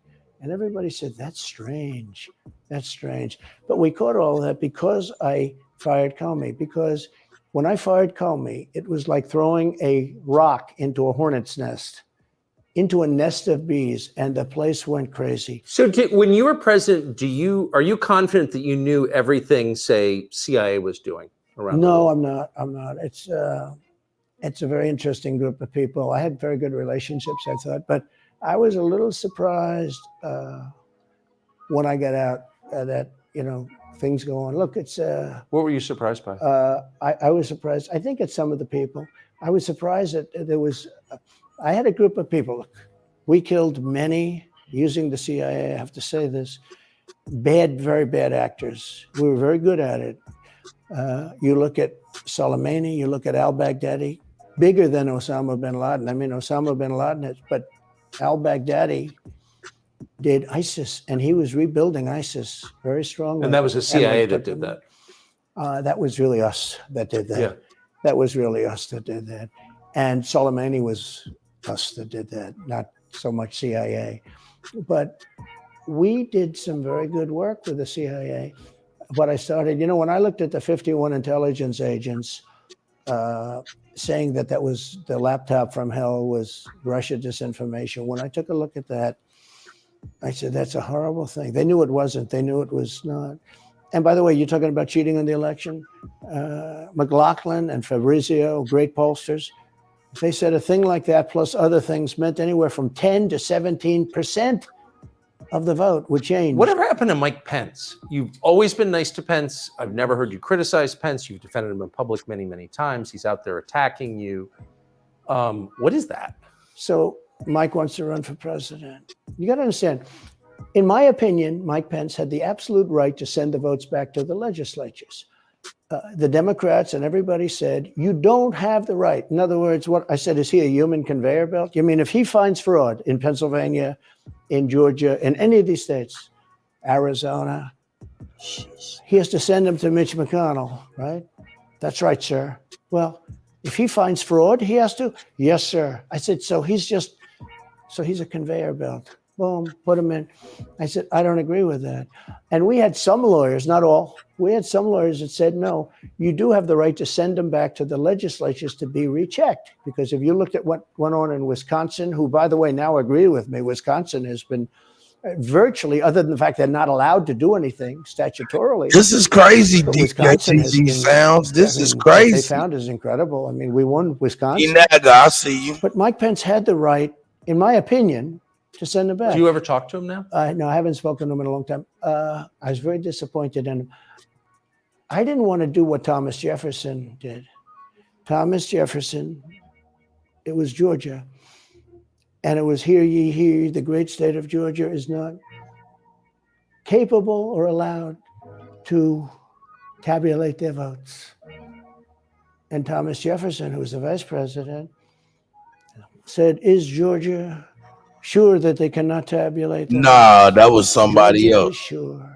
He didn't send him back and have him redo lost his life at He said, Chicken we and will Waffle. keep the votes of the great state of Georgia for Thomas Jefferson and his president. I didn't ask him for that. Could have done that too, but I didn't. I thought that would be turmoil. I asked him to send him back to his legislature to the legislatures, in Wisconsin, let's say. But why didn't he? I mean, you'd worked together for 4 years. You're the president. He's VP. You say you're aligned on everything. I think he got very bad advice. I really do. Now, let me tell you what happened. I sat there with a few people. I think his lawyer was in the room too. His lawyer was very much against it. There were other lawyers that felt you could do it. It was one of those things. I think you could have done it. I think you can always do something if you see fraud or if you see problems. But it's very interesting. So after the election was over, the rhinos got together with the Democrats and they redid the election. So you couldn't do it anymore. So then I called the people. I said, so in other words, you're saying I was right. You could do it. Yes, you could do it. In other words, they took the Voting Act and they redid it so the vice president no longer has the power to do what I said he could do. So when that happened, I said, wow. And you'd look some of these Democrats in the eye and they say, he has absolutely no right to do it. And immediately after the election, they met rhinos, could name them all, and Democrats, and they approved legislation that takes away the right of the vice president to do it. So I said, so you're saying I was right. The vice president did have the right to do it. And they said, yes, he did. So if you're saying they stole it from you last time, why wouldn't they do the same this time? Oh, well, they'll try. They're going to be trying, yeah. And not only me, Look, DeSantis is out. I think he's gone. So he was at a level. People have figured him out. He's gone. But if somebody else got in other than me, they'll go at him just as viciously as they did me. These people are sick. They will go after them. And a lot of people say they won't be able to hold up. I do get credit for holding up quite well, I must tell you. I think it's... How do you do that? How do you get indicted, every week and stay cheerful? I think it's a lot easier because I'm so high in the polls, because it means the people get it. The people see... Man, that is crazy. The people see it, like this horrible district attorney. I mean, come on, man. From just a little while ago, from essentially Atlanta, it's Fulton County. She said, basically, I don't have any right to challenge an election. Well, what about Stacey Abrams? What about Hillary Clinton? What about all of these Democrats that are still challenging my election? The same people that are saying he's challenging an election challenged my election. And they did it with slates. They did it with all sorts of things. They were very bad about it. But basically, they're suing me and they're saying, you don't have any right to challenge it. If you challenge an election, we're going to indict you and put you in jail. So what they're doing is they've weaponized, and don't kid yourself, the DOJ and Biden and the whole group, they're watching all of this stuff. They love the local stuff. The DA in Manhattan.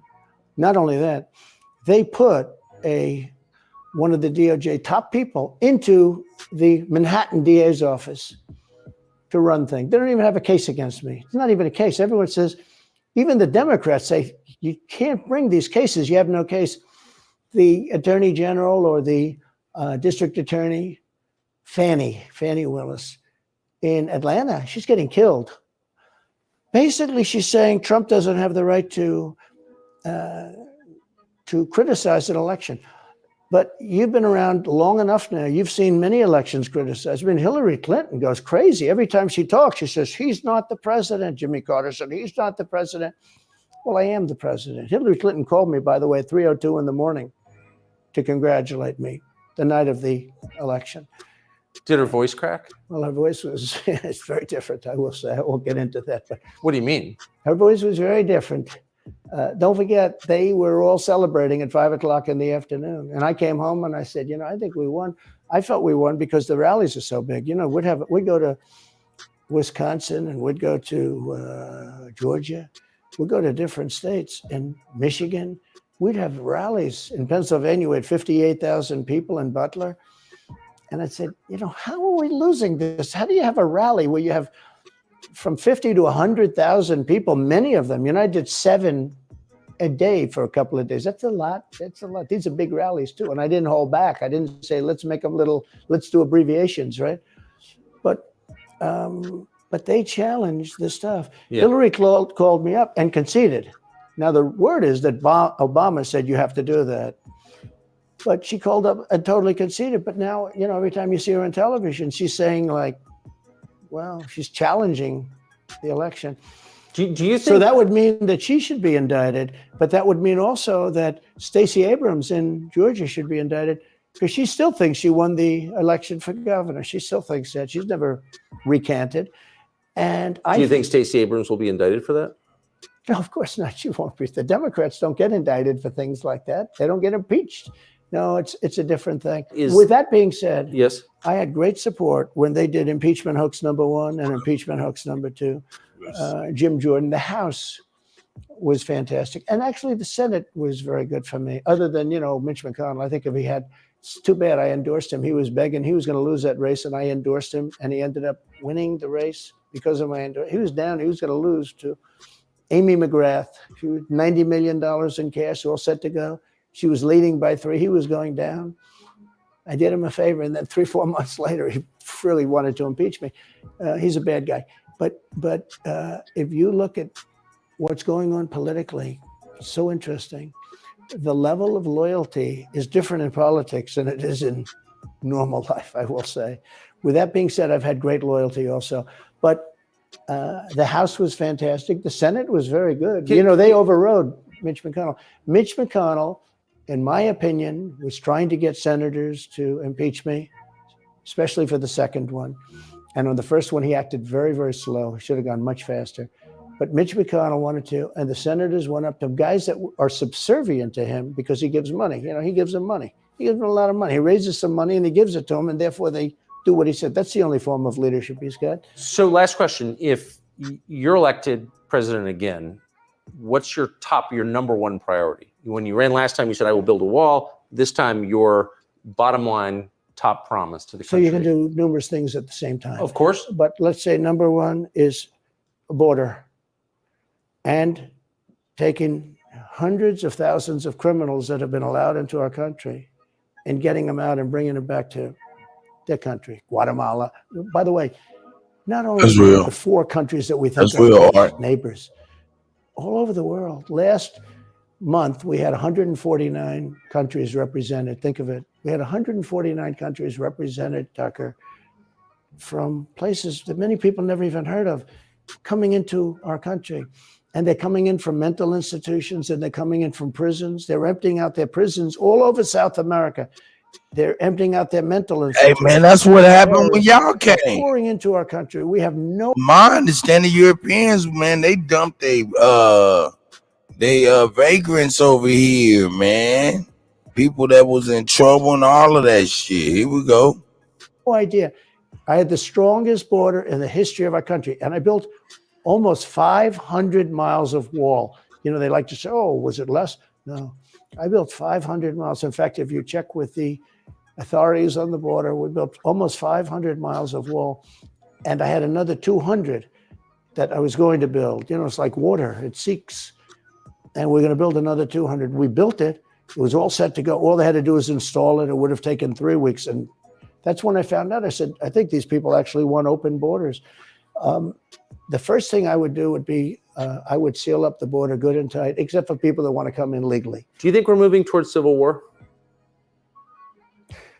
There's tremendous passion and there's tremendous love.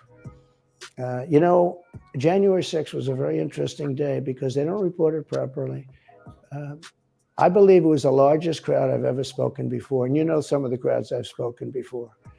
And like July 4th on the mall, I think they had 1 million people there. But I think that the biggest crowd I've ever spoken before was on January 6th. And people that were in that crowd, a very, very small group of people. And we said patriotically and peacefully and patriotically, right? Nobody ever says that. Go peacefully and patriotically. But people that were in that crowd that day, very small group of people, went down there, and then there are a lot of scenarios that we can talk about. But people in that crowd said it was the most beautiful day they've ever experienced. There was love in that crowd. There was love and unity. I have never seen such spirit and such passion and such love. And I've also never seen simultaneously and from the same people such hatred. of what they've done to our country. So do you think it's possible that there's open conflict? We seem to be moving towards something. I don't know, because I don't know what it, I can say this. There's a level of passion that I've never seen. There's a level of hatred that I've never seen, and that's probably a bad combination. Donald Trump, thank you. Thank you very much. Very much. Thank you. That is a bad combination, by the way. Bad combination. Thank you.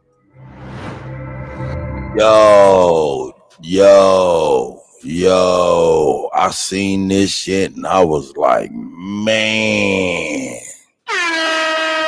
this shit was crazy, man. I had to present it. I knew he was going to be talking crazy, but I didn't know he was going to be talking this crazy, man. Damn. And when I say crazy, I'm talking about just talking the truth, man. We don't hear the truth a lot, you know what I'm saying? Shout out to Keith Tolliver. I see you, my brother. Grand Rising, man. Shit, man. I just want to bring that, man. You know what I'm saying? So what I'm going to do now is I'm going to go ahead and play a song and see if y'all want to come in. If not, man, shoot, I'll go ahead and move to the next, man, and do whatever. So I'm going to put the link in the chat just in case y'all want to speak on something. What I presented today, or would like to present something that's on your mind. And yo, man, like I said, I hope that the breaking news about Blueface being stabbed at a LA gym, I hope that's not true. And if it is true, I hope he's all right and everything like that, man. We don't wish no harm on nobody. So with that being said, you know what I'm saying, shout out to him. And yo, y'all hit the link if y'all want to get in.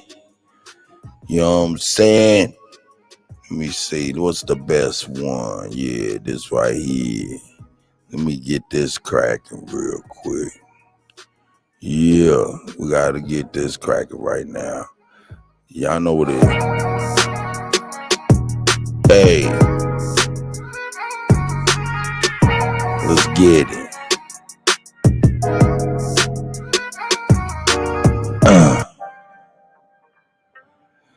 Man, gotta watch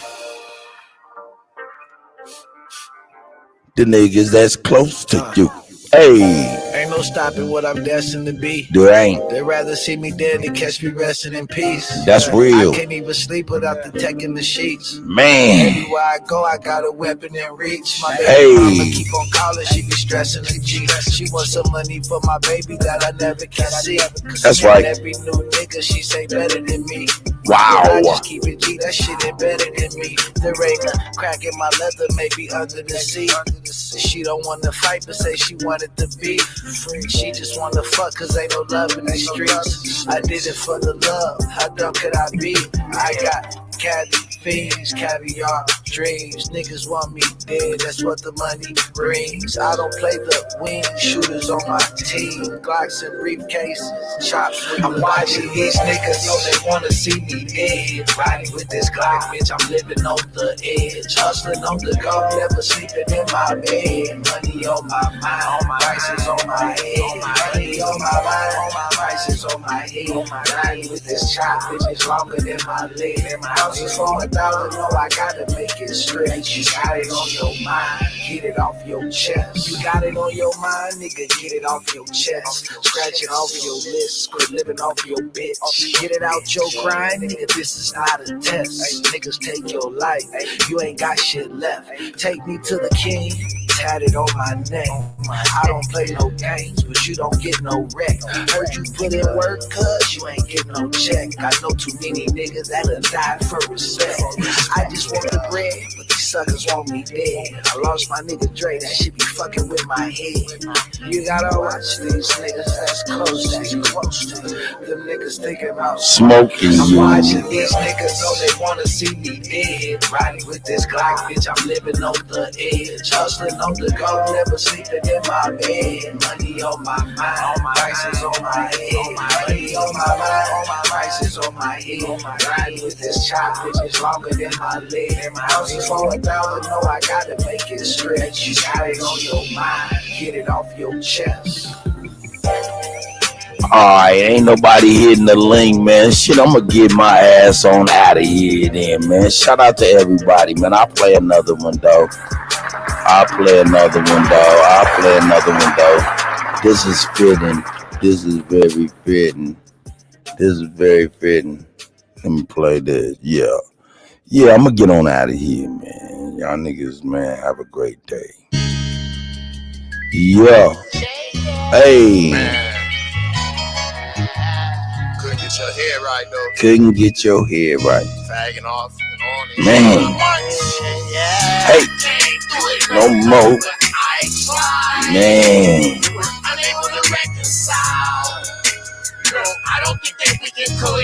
Big Dog Philly OG. Shout out to the guy.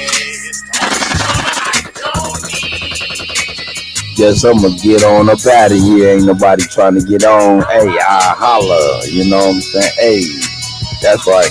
Let's get it. You want me back? I miss you. Hey, call me. girl, you know you're not right. I was out of sight, out of mind. Bitch, don't pay me no, never mind. Why you on my line? I ain't got no time. It's a thin line between hate and love. Thought I was your fam. How could you hate your blood? How could you drag my name through the mud? Me and you together is just another war.